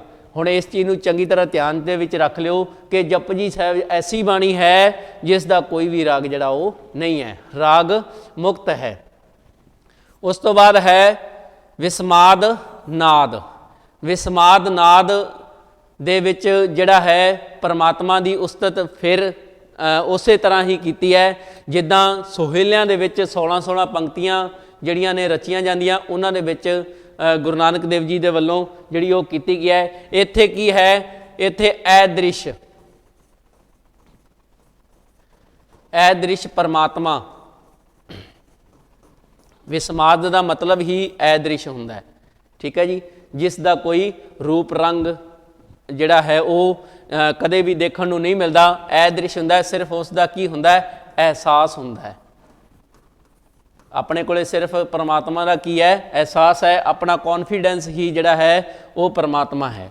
ਉਸ ਤੋਂ ਬਾਅਦ ਹੈ ਬਾਬਰ ਬਾਣੀ। ਬਾਬਰ ਬਾਣੀ ਦੇ ਵਿੱਚ ਜਿਹੜਾ ਹੈ ਜਿਨ ਸਿਰ ਸੋਹਣ ਪੱਟੀਆਂ ਮੰਗੀ ਪਾਏ ਸੰਦੂਰ। ਹੁਣ ਇਸ ਬਾਣੀ ਦੇ ਵਿੱਚ, ਇਸ ਰਚਨਾ ਦੇ ਵਿੱਚ ਜਿਹੜਾ ਹੈ ਸ਼੍ਰੀ ਗੁਰੂ ਨਾਨਕ ਦੇਵ ਜੀ ਨੇ ਉਹਨਾਂ ਇਸਤਰੀਆਂ ਦੀ ਗੱਲ ਕੀਤੀ ਹੈ, ਉਹਨਾਂ ਵਿਧਵਾਵਾਂ ਇਸਤਰੀਆਂ ਦੀ ਗੱਲ ਕੀਤੀ ਹੈ ਜਿਹੜੀਆਂ ਬਾਬਰ ਦੀ ਬਾਣੀ ਦੇ ਬਾਬਰ ਦੇ ਹਮਲੇ ਦੇ ਸਮੇਂ ਉਹਦੇ ਵਿੱਚ ਵਿਧਵਾ ਹੋ ਗਈਆਂ ਸਨ। ਉਹਨਾਂ ਦੇ ਜਿਹੜੇ ਪਤੀ ਸਨ ਉਹਨਾਂ ਨੂੰ ਜਦੋਂ ਮੌਤ ਦੇ ਘਾਟ ਜਿਹੜਾ ਉਤਾਰ ਦਿੱਤਾ ਗਿਆ ਤਾਂ ਉਹਨਾਂ ਦੀ ਗੱਲ ਕੀਤੀ ਹੈ ਕਿ ਉਹਨਾਂ ਦੇ ਜਿਹੜੇ ਸਿਰ ਨੇ ਉਹ ਤਾਂ ਹੀ ਸੋ ਸਕਦੇ ਹੈ ਜੇ ਉਹਨਾਂ ਦੇ ਸੁਹਾਗ ਜਿਹੜੇ ਉਹ ਜਿੰਦਾ ਹੋਣਗੇ, ਉਹਨਾਂ ਦੇ ਮਾਂਗ ਦੇ ਵਿੱਚ ਜਿਹੜੇ ਉਹ ਸੰਦੂਰ ਪਾਉਣ ਵਾਲੇ ਜਿੰਦਾ ਹੋਣਗੇ। ਇਹ ਬਾਬਰ ਬਾਣੀ ਦੇ ਵਿੱਚ ਸਪਸ਼ਟ ਕੀਤਾ ਗਿਆ ਹੈ। ਉਸ ਤੋਂ ਬਾਅਦ ਲੰਬੀਆਂ ਬਾਣੀਆਂ, ਸ਼੍ਰੀ ਗੁਰੂ ਨਾਨਕ ਦੇਵ ਜੀ ਦੀਆਂ ਬਾਣੀਆਂ ਨੇ, ਠੀਕ ਹੈ ਜੀ। ਉਸ ਦੇ ਵਿੱਚ ਕੁਛ ਕੁ ਐਸੀਆਂ ਬਾਣੀਆਂ ਨੇ ਜਿਹੜੀਆਂ ਆਕਾਰ ਦੇ ਵਿੱਚ ਲੰਬੀਆਂ ਨੇ। ਤੇ ਸਭ ਤੋਂ ਪਹਿਲਾਂ ਹੈ ਜਪਜੀ ਸਾਹਿਬ, ਫਿਰ ਨੇ 12, ਫਿਰ 12 ਮਾਹ, ਠੀਕ ਹੈ ਜੀ। ਹੁਣ ਜਪਜੀ ਸਾਹਿਬ ਦੀ ਗੱਲ ਫਿਰ ਕਰ ਲਈਏ ਤਾਂ ਜਪਜੀ ਸਾਹਿਬ ਦਾ ਰਾਗ ਮੁਕਤ ਹੈ। 12 ਕਿੰਨੀਆਂ ਨੇ? 3 ਨੇ। 12 ਮਾਹ ਦਾ ਰਾਗ ਕਿਹੜਾ ਹੈ? ਰਾਗ ਤੁਖਾਰੀ ਹੈ। ਇਹ ਤਿੰਨੋਂ ਜਿਹੜੀਆਂ ਬਾਣੀਆਂ ਨੇ ਇਹ ਕੀ ਨੇ? ਆਕਾਰ ਵਿੱਚ ਲੰਬੀਆਂ ਨੇ, ਆਕਾਰ ਵਿੱਚ ਲੰਬੀਆਂ। ਇਹ ਕੁਐਸਚਨ ਵੀ ਬਣਦਾ ਹੈ ਕਿ ਸ਼੍ਰੀ ਗੁਰੂ ਨਾਨਕ ਦੇਵ ਜੀ ਜਿਹੜੇ ਹੋਏ ਨੇ ਉਹਨਾਂ ਦੀਆਂ ਜਿਹੜੀਆਂ ਬਾਣੀਆਂ ਨੇ, ਠੀਕ ਹੈ ਜੀ, ਲੰਮੀਆਂ ਬਾਣੀਆਂ ਨੇ ਆਕਾਰ ਦੇ ਵਿੱਚ, ਉਹਨਾਂ ਦੀ ਗਿਣਤੀ ਕਿੰਨੀ ਹੈ? ਤਾਂ 3 ਹੈ। ਤੇ ਜੇ ਉਹਨਾਂ ਦੇ ਨਾਮ ਪੁੱਛੇ ਤਾਂ ਜਪਜੀ ਸਾਹਿਬ 12 ਤੇ 12 ਮਾਹ। ਉਸ ਤੋਂ ਬਾਅਦ ਹੈ ਗੁਰੂ ਜੀ ਦੀ ਬਾਣੀ ਜਿਹੜੀ ਹੈ ਉਹ ਕਿਹੜੇ ਕਿਹੜੇ ਰੰਗਾਂ ਦੀ ਤਾੜਨੀ ਹੈ। ਉਸ ਦੇ ਵਿੱਚ ਆਪਾਂ ਨੂੰ ਵੇਖਣ ਨੂੰ ਕੀ ਕੁਛ ਮਿਲਦਾ ਹੈ ਤਾਂ ਉਸ ਦੇ ਬਾਰੇ ਗੱਲ ਕਰੀਏ ਤਾਂ ਉਸ ਦੇ ਜਿਹੜਾ ਹੈ ਅਧਿਆਤਮਕ ਹੋਣ ਦੇ ਨਾਲ ਨਾਲ ਕੀ ਹੈ, ਉਹ ਸਮਾਜਿਕ ਤੇ ਰਾਜਸੀ ਚੇਤਨਾ ਨਾਲ ਭਰਪੂਰ ਹੈ। ਰਾਜਸੀ ਚੇਤਨਾ ਨਾਲ ਆਪਣੇ ਆਪ ਹੀ ਭਰਪੂਰ ਹੈ ਕਿਉਂਕਿ ਉਹਨਾਂ ਨੇ ਬਾਬਰ ਬਾਣੀ ਦੇ ਵਿੱਚ ਕਿਹਾ ਹੈ ਜਿਹੜਾ ਬਾਬਰ ਦਾ ਹਮਲਾ ਹੈ ਉਸ ਦੀ ਤੁਲਨਾ ਜਿਹੜੀ ਪਾਪਾਂ ਦੀ ਜੰਜ ਜਿਹੜੀ ਹੈ ਉਹਦੇ ਨਾਲ ਕੀਤੀ ਗਈ ਹੈ ਕਿ ਉਸ ਦਾ ਜਿਹੜਾ ਹਮਲਾ ਹੈ ਉਹ ਹਿੰਦੁਸਤਾਨ ਦੀ ਦੁਨੀਆ ਦੇ ਉੱਪਰ ਇੰਨਾ ਕੁ ਕਹਿਰ ਲੈ ਕੇ ਆਇਆ ਕਿ ਇੱਦਾਂ ਲੱਗਦਾ ਸੀ ਜਿਵੇਂ ਪਾਪ ਦੀ ਕੋਈ ਬਾਰਾਤ ਕਹਿ ਸਕਦੇ ਆਪਾਂ, ਜੰਜ ਵੀ ਕਹਿੰਦੇ ਆ ਨਾ ਆਪਾਂ, ਠੀਕ ਹੈ ਜੀ। ਜੰਜ ਸ਼ਬਦ ਜਿਹੜਾ ਪਾਕਿਸਤਾਨੀ ਹੈ, ਬਰਾਤ ਸ਼ਬਦ ਵੀ ਆਪਾਂ ਵਰਤਦੇ ਹਾਂ ਤੇ ਪਾਪਾਂ ਦੀ ਬਰਾਤ ਵੀ ਉਸ ਦੇ ਹਮਲੇ ਨੂੰ ਕਿਹਾ ਗਿਆ ਸੀ ਕਿਉਂਕਿ ਉਹ ਹਮਲਾ ਹੀ ਇੰਨਾ ਕੁ ਖਤਰਨਾਕ ਸੀ ਕਿ ਬਹੁਤ ਜ਼ਿਆਦਾ ਕਤਲੋਗਾਰਤ ਜਿਹੜੀ ਹੈ ਉਹ ਦੇਖਣ ਨੂੰ ਮਿਲੀ ਸੀ। ਤਾਂ ਉਹਨਾਂ ਦੀ ਬਾਣੀ ਜਿਹੜੀ ਹੈ ਉਹ ਰਾਜਸੀ ਚੇਤਨਾ ਦਾ ਵੀ ਚਿੰਨ੍ਹ ਹੈ ਤੇ ਸਮਾਜਿਕ ਵੀ ਹੈ। ਸਮਾਜਿਕ ਕਿੱਦਾਂ ਹੈ ਇਹਦੇ ਬਾਰੇ ਦੇਖ ਲਓ ਕਿ ਸਮਾਜ ਦੇ ਵਿੱਚ ਕਿੱਦਾਂ ਆਪਾਂ ਰਹਿਣਾ ਹੈ, ਕਿੱਦਾਂ ਆਪਾਂ ਕਿਰਤ ਕਰਨੀ ਹੈ। ਉਸ ਤੋਂ ਬਾਅਦ ਜਿੰਨੀ ਆਪਾਂ ਕਿਰਤ ਕਰਨੀ ਹੈ ਉਸ ਦੇ ਵਿੱਚੋਂ ਜਿੰਨਾ ਆਪਾਂ ਨੂੰ ਖਾਣ ਨੂੰ ਮਿਲਦਾ ਹੈ ਉਹਦੇ ਵਿੱਚੋਂ ਜਿਹੜਾ ਹੈ ਆਪਾਂ ਵੰਡ ਕੇ ਜਿਹੜਾ ਸਮਾਜ ਦੇ ਵਿੱਚ ਆਪਣਾ ਜਿਹੜਾ ਹੈ ਰੁਤਬਾ ਕਾਇਮ ਕਰਨਾ ਹੈ। ਇਸ ਕਰਕੇ ਉਹਨਾਂ ਦੀ ਬਾਣੀ ਜਿਹੜੀ ਹੈ ਉਹ ਸਮਾਜਿਕ ਵੀ ਹੈ। ਕਿਰਤ ਕਰੋ, ਨਾਮ ਜਪੋ ਤੇ ਵੰਡ ਛਕੋ ਦਾ ਜਿਹੜਾ ਨਾਰਾ ਉਹਨਾਂ ਦੇ ਵੱਲੋਂ ਦਿੱਤਾ ਗਿਆ ਸੀ। ਉਸ ਤੋਂ ਬਾਅਦ ਉਹਨਾਂ ਦੀਆਂ ਕਵਿਤਾਵਾਂ ਜਿਹੜੀਆਂ ਨੇ ਸਾਰੀਆਂ ਜਿਹੜੀਆਂ ਨੇ ਰਸ ਨਾਲ ਭਰੀਆਂ ਹੋਈਆਂ ਨੇ। ਬਹੁਤ ਸਾਰੇ ਰਸ ਜਿਹੜੇ ਉਹਨਾਂ ਦੀਆਂ ਕਵਿਤਾਵਾਂ ਦੇ ਵਿੱਚ ਮਿਲਦੇ ਨੇ ਕਿਉਂਕਿ ਆਪਣੇ ਪੰਜਾਬੀ ਦੇ ਵਿੱਚ ਜੇ ਗੱਲ ਕਰੀਏ ਤਾਂ 9 ਰਸ ਹੋਏ ਨੇ ਟੋਟਲ, ਠੀਕ ਹੈ ਜੀ। ਉਹਨਾਂ 9 ਰਸਾਂ ਦੇ ਵਿੱਚ ਸ਼੍ਰੀ ਗੁਰੂ ਨਾਨਕ ਦੇਵ ਜੀ ਦੀ ਜਿਹੜੀ ਬਾਣੀ ਹੈ ਉਹ ਵੀ ਜਿਹੜੀ ਹੈ ਉਸ ਦੀਆਂ ਕਵਿਤਾਵਾਂ ਨੇ, ਉਸ ਦੀਆਂ ਰਚਨਾਵਾਂ ਨੇ ਉਹ ਵੀ ਰਸ ਨਾਲ ਜਿਹੜੀਆਂ ਉਹ ਭਰੀਆਂ ਹੋਈਆਂ ਨੇ। ਉਸ ਤੋਂ ਬਾਅਦ ਹੈ ਸ਼੍ਰੀ ਗੁਰੂ ਨਾਨਕ ਦੇਵ ਜੀ ਨੇ ਕਾਫੀਆਂ ਸਭ ਤੋਂ ਪਹਿਲਾਂ ਆਸਾ ਦੀ ਵਾਰ ਦੇ ਵਿੱਚ ਲਿਖੀਆਂ। ਹੁਣ ਕਾਫੀਆਂ ਜਿਹੜੀਆਂ ਨੇ ਉਹ ਹੋਰ ਵੀ ਬਹੁਤ ਸਾਰੇ ਸੂਫੀ ਕਵੀ ਨੇ ਉਹਨਾਂ ਦੀਆਂ ਵੀ ਮਸ਼ਹੂਰ ਹੋਈਆਂ ਨੇ, ਲੇਕਿਨ ਕਾਫੀਆਂ ਦੀ ਅਸਲ ਸ਼ੁਰੂਆਤ, ਇਹ ਕੁਐਸਚਨ ਵੀ ਬਣਦਾ ਹੈ ਕਿ ਕਾਫੀਆਂ ਦੀ ਅਸਲ ਸ਼ੁਰੂਆਤ ਜਿਹੜੀ ਆ ਕਿੱਥੋਂ ਹੋਈ ਸੀ ਤਾਂ ਉਹ ਜਿਹੜੀ ਹੈ ਰਾਗਬੱਧ ਤਰੀਕੇ ਦੇ ਨਾਲ ਰਾਗ ਆਸਾ ਦੇ ਵਿੱਚ ਸ਼੍ਰੀ ਗੁਰੂ ਨਾਨਕ ਦੇਵ ਜੀ ਦੇ ਵੱਲੋਂ ਸਭ ਤੋਂ ਪਹਿਲਾਂ ਕੀਤੀ ਗਈ ਸੀ। ਇਹ ਕੁਐਸਚਨ ਵੀ ਇੰਪੋਰਟੈਂਟ ਹੈ, ਇਸ ਨੂੰ ਨੋਟ ਕਰ ਲਿਆ ਜਾਵੇ ਕਿਉਂਕਿ ਇੱਦਾਂ ਦੇ ਕੁਐਸਚਨ ਜਿਹੜੇ ਹੈ ਉਹ ਆਪਾਂ ਨੂੰ ਲੰਬੇ ਸਮੇਂ ਤੱਕ ਯਾਦ ਰੱਖਣੇ ਬਹੁਤ ਮੁਸ਼ਕਿਲ ਹੈ। ਜਦੋਂ ਆਪਣੇ ਕੋਲ ਨੋਟ ਕੀਤੇ ਹੋਣਗੇ ਤਾਂ ਆਪਾਂ ਕਿਸੇ ਸਮੇਂ ਵੀ ਉਸ ਨੂੰ ਜਿਹੜਾ ਰੀਡ ਕਰਕੇ ਯਾਦ ਦੁਬਾਰਾ ਉਹ ਕਰ ਸਕਦੇ ਹਾਂ, ਠੀਕ ਹੈ ਜੀ। ਹੁਣ ਉਮੀਦ ਹੈ ਤੁਸੀਂ ਭੁੱਲੋਗੇ ਨਹੀਂ ਕਿ ਸ਼੍ਰੀ ਗੁਰੂ ਨਾਨਕ ਦੇਵ ਜੀ ਨੇ ਕਾਫੀਆਂ ਜਿਹੜੀਆਂ ਹੈ ਸਭ ਤੋਂ ਪਹਿਲਾਂ ਲਿਖੀਆਂ ਸਨ ਤਾਂ ਉਸ ਦਾ ਰਾਗ ਕਿਹੜਾ ਸੀ ਤਾਂ ਉਹ ਆਸਾਂ ਦੀ ਵਾਰ ਦਾ ਰਾਗ ਜਿਹੜਾ ਉਹ ਸੀ। ਉਸ ਤੋਂ ਬਾਅਦ ਸ਼੍ਰੀ ਗੁਰੂ ਨਾਨਕ ਦੇਵ ਜੀ ਸਭ ਤੋਂ ਪਹਿਲੀ ਬਾਣੀ ਜੋ ਸ਼੍ਰੀ ਗੁਰੂ ਗ੍ਰੰਥ ਸਾਹਿਬ ਦੇ ਵਿੱਚ दर्ज है। इत्थे क्वेश्चन दो बन गए, एक तो किस दी बाणी जिहड़ी है पहली श्री गुरु ग्रंथ साहिब दे विच दर्ज है, ठीक है जी, तो वो बाणी किहड़ी है जिहड़ी श्री गुरु नानक देव जी दी भी है तो श्री गुरु ग्रंथ साहिब दे विच पहली बाणी दर्ज होने का मान जिहड़ा वो हासिल है। अगे भी दस्सिया सी कि जपजी साहिब जिहड़ी है अजिही बाणी है जिहड़ी श्री गुरु ग्रंथ साहिब दे विच दर्ज है, वो पहली बाणी है किस दी है, श्री गुरु नानक देव जी दी। आपां दो तीन वारी शायद इस चीज़ नूं कर लिया कि जिहड़ियां पौड़ियां ने वो किन्नियां ने जपजी साहिब जी दियां, तां उहने 38 श्लोक किन्ने ने, तां उहने 2, तो इसका राग किहड़ा है वो तुसीं मैनूं कमेंट बॉक्स दे विच जरूर दस्सिओ, क्योंकि राग जिहड़ा है मैं घट्टो घट्ट 3-4 वारी जिहड़ा वो दस चुकिया। जपजी साहिब का जिहड़ा राग है वो कमेंट बॉक्स दे विच जरूर दसना। उस तो बाद है आसां दी वार का विशा की है। आसां दी वार जिहड़ी बाणी है श्री गुरु नानक देव जी की बाणी, उसका विशा की है, किहड़ा उपदेश दिता गया, उद्देश की सी इस बाणी नूं रचण दा, तां वो सी देश वासियां नूं आत्मिक अते आचरण पद्धर ते सूरबीर बनाउणा। ठीक है, इसका अर्थ भी अपन नूं पता होना चाहिए। आसां दी वार जिहड़ी बाणी है तां उसका जिहड़ा है मुख विशा मोटिव कह सकते आपां, वो किहड़ा सी, क्यों रचनी पई श्री गुरु नानक देव जी नूं ये बाणी, तां उसका मुख जिहड़ा विशा सी वो सी एक तां आत्मिक रूप दे विच, एक आचरण पद्धर करैक्टर अपना जिहड़ा आचरण चरित्र है उसनूं उच्चा चुकण या उसका पद्धर जिहड़ा है किहड़ा होना चाहिए, ਉਹਦੇ ਵਿੱਚ शूरबीर मीनस निडर बनाउण वास्ते जिहड़ा है इस बाणी की रचना जिहड़ी वो कीती गई। उदों भी आपां पिछे गल करके आए हैं कि इस दियां जिहड़ियां कुल पौड़ियां किन्नियां ने, 24 ने, ते श्लोक किन्ने ने, 59 ने। ठीक है जी। उस तो बाद सिद्ध गोष्ठ की रचना का विशा की है। हुण गल विषयां दी है तां आपां आसां दी वार दा विशा कीता है, हुण है सिद्ध गोष्ठ ਦੀ रचना का विशा। अचल बटाले के मेले विच गुरु जी दियां जोगियां नाल होए विचार वटांदरे बारे है। मैं अगे दस्सिया सी कि जोगियां या सिद्ध पुरखां दे नाल जिहड़ियां भी कोई उन्हां दियां गोष्ठां होईयां ने या तर्क वितर्क होया है परमात्मा नूं लैके, वो जिहड़ा है गुरु जी ने अचल बटाले दे मेले। हुण इत्थे एक क्वेश्चन होर बनदा है कि सिद्ध गोष्ठ की जिहड़ी है, सिद्ध गोष्ठ की रचना किस वालों की गई, श्री गुरु नानक देव जी वालों, लेकिन ये जिहड़ी है रचना या घटना श्री गुरु नानक देव जी ने बयान की है, ये हुई कित्थे है, तो ये कित्थे हुई है, अचल बटाले दे मेले विच। कित्थे हुई है, अचल बटाले दे मेले दे विच। अते गुरु जी की ये जिहड़ी है गोष्ठ हुई किन्हां दे नाल है, तो वो किन्हां नाल हुई है, जोगियां दे नाल। ये विचार वटांदरा भी है, तर्क वितर्क भी है, उस दे बारे है। तो इस दे पदे किन्ने ने, अगे भी दस्सिया सी कि इस दे पदे ने 73, 73 पदे ने। राग जिहड़ा दस्सिया सी, राग जिहड़ा हो राम कली है। ठीक है जी, राग जिहड़ा हो राम कली है। राम कली राग दे विच जिहड़ी है ये सिद्ध गोष्ठ रची गई सी।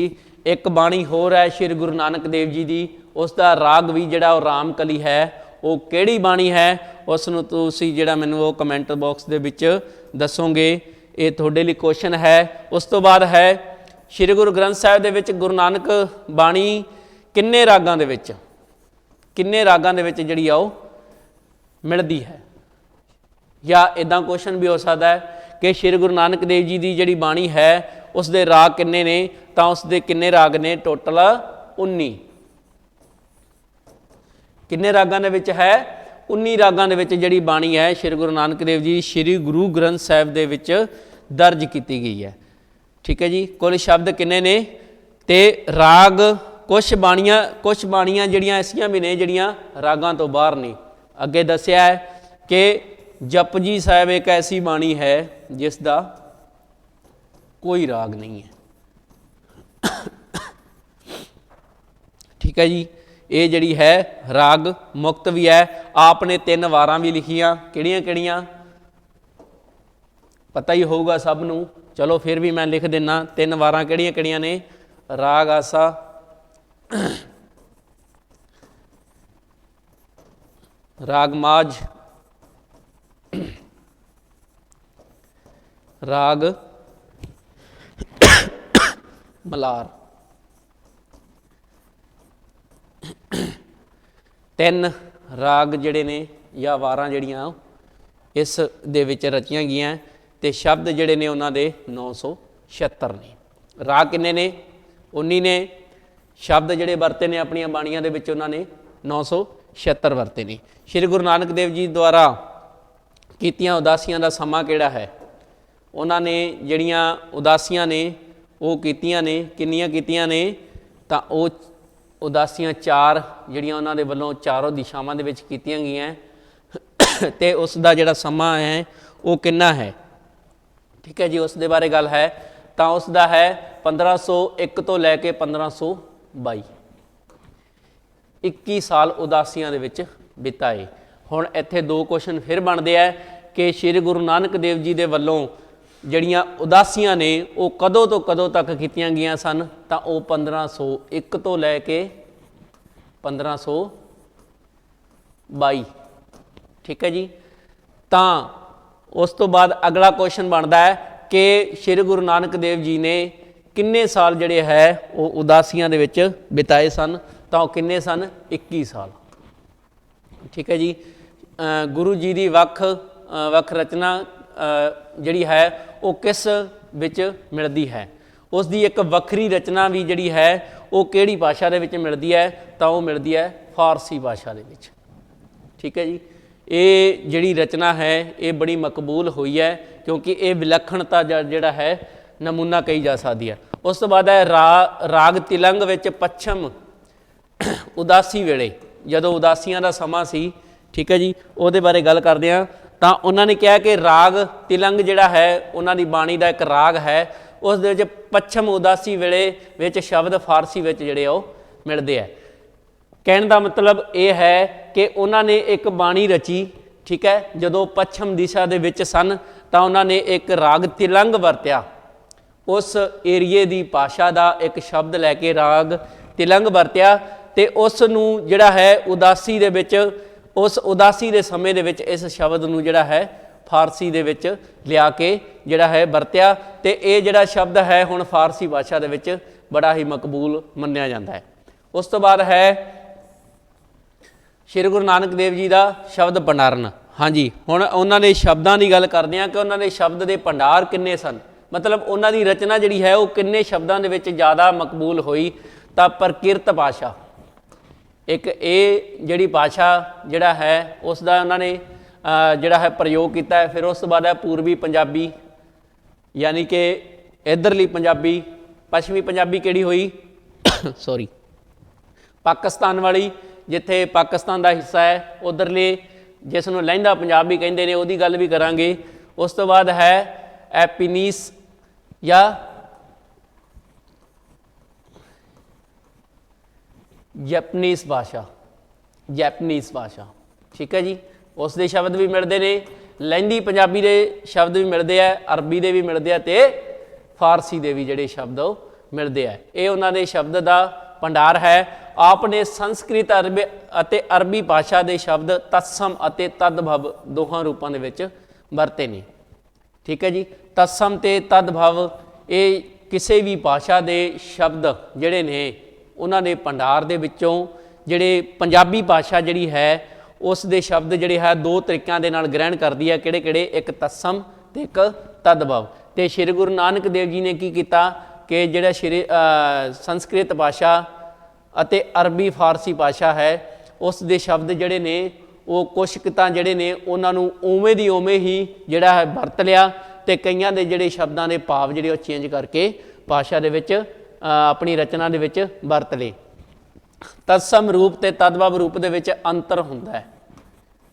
ठीक है जी, एक ग्रामर का क्वेश्चन भी बनता है कि तत्सम जे अते तदभव, ये आपां ग्रामर जदों करांगे उहदे विच दसूंगा मैं। हुण थोड़ा जिहा दस देना है कि तत्सम हुंदा है किसी शब्द दे किसी भाषा के शब्द जिहड़े है ਉਵੇਂ ਦੀ ਉਵੇਂ ਹੀ ਉਹਨਾਂ ਵਿੱਚ ਕੋਈ ਬਦਲਾਵ ਨਾ ਕਰਕੇ ਜਦੋਂ ਵਰਤੇ ਜਾਂਦੇ ਆ ਤਾਂ ਉਸ ਨੂੰ ਤਤਸਮ ਕਹਿੰਦੇ ਆ। ਇਹਦਾ ਟ੍ਰਿਕ ਹੈ, ਇੱਕ ਤਰੀਕਾ ਹੈ ਯਾਦ ਕਰਨ ਦਾ, ਤਤਸਮ, ਸਮ ਮੀਨਸ ਸੇਮ, ਠੀਕ ਹੈ ਜੀ, ਬਿਲਕੁਲ ਉਸੇ ਤਰੀਕੇ ਦੇ ਨਾਲ ਵਰਤ ਲੈਣਾ।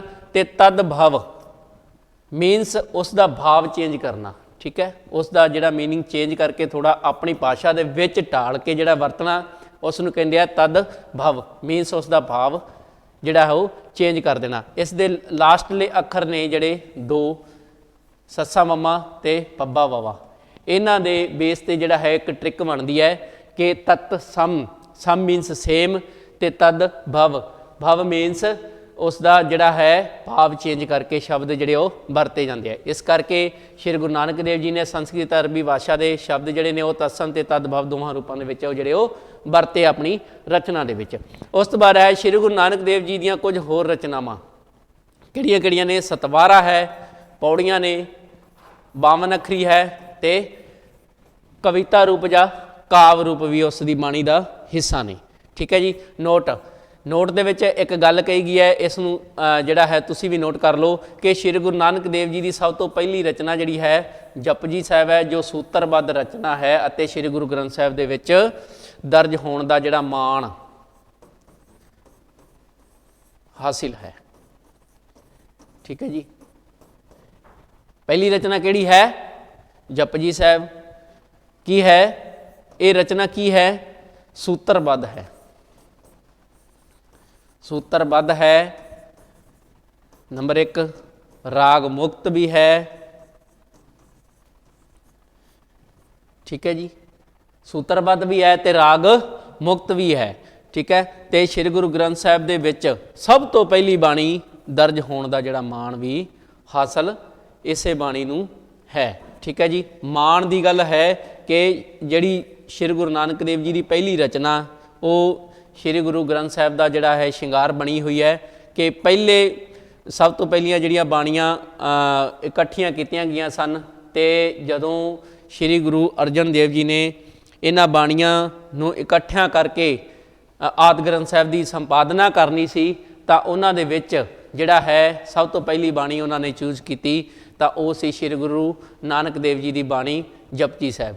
ਹਾਂਜੀ, ਅੱਜ ਦੀ ਕਲਾਸ ਜਿਹੜੀ ਹੈ ਉਹ ਲੰਬੀ ਵੀ ਬਹੁਤ ਹੋ ਗਈ, ਪਰ ਕਰੀਏ ਕੀ, ਕਿਉਂਕਿ ਇਸ ਦਾ ਜਿਹੜਾ ਹੈ ਕੰਟੈਂਟ, ਸਮੱਗਰੀ ਜਾਂ ਮਟੀਰੀਅਲ ਹੈ ਉਹ ਹੈ ਵੀ ਇੰਨਾ ਵਾਸਟ ਕਿ ਹਰ ਇੱਕ ਚੀਜ਼ ਜਿਹੜੀ ਹੈ ਉਹ ਦੱਸਣੀ ਜ਼ਰੂਰੀ ਹੈ ਸ਼੍ਰੀ ਗੁਰੂ ਨਾਨਕ ਦੇਵ ਜੀ ਦੀਆਂ ਰਚਨਾਵਾਂ ਦੇ ਬਾਰੇ।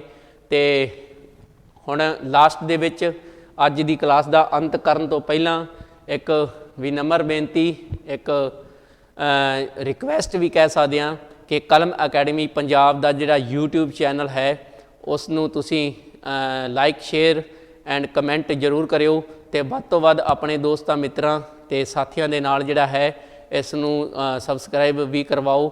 ਅਸੀਂ ਬਹੁਤ ਬਹੁਤ ਧੰਨਵਾਦ ਕਰਦੇ ਹਾਂ ਕਲਮ ਅਕੈਡਮੀ ਪੰਜਾਬ ਦੇ ਤਰਫੋਂ ਜਿਨ੍ਹਾਂ ਨੇ ਵੱਧ ਤੋਂ ਵੱਧ ਜਿਹੜਾ ਹੈ ਸਪੋਰਟ ਕੀਤਾ ਹੈ, ਠੀਕ ਹੈ ਜੀ। ਮਿਲਦੇ ਹਾਂ ਅਗਲੀਆਂ ਕਲਾਸਾਂ ਦੇ ਵਿੱਚ ਇੱਕ ਨਵੇਂ ਟੌਪਿਕ ਦੇ ਨਾਲ। ਧੰਨਵਾਦ, ਸਤਿ ਸ਼੍ਰੀ ਅਕਾਲ।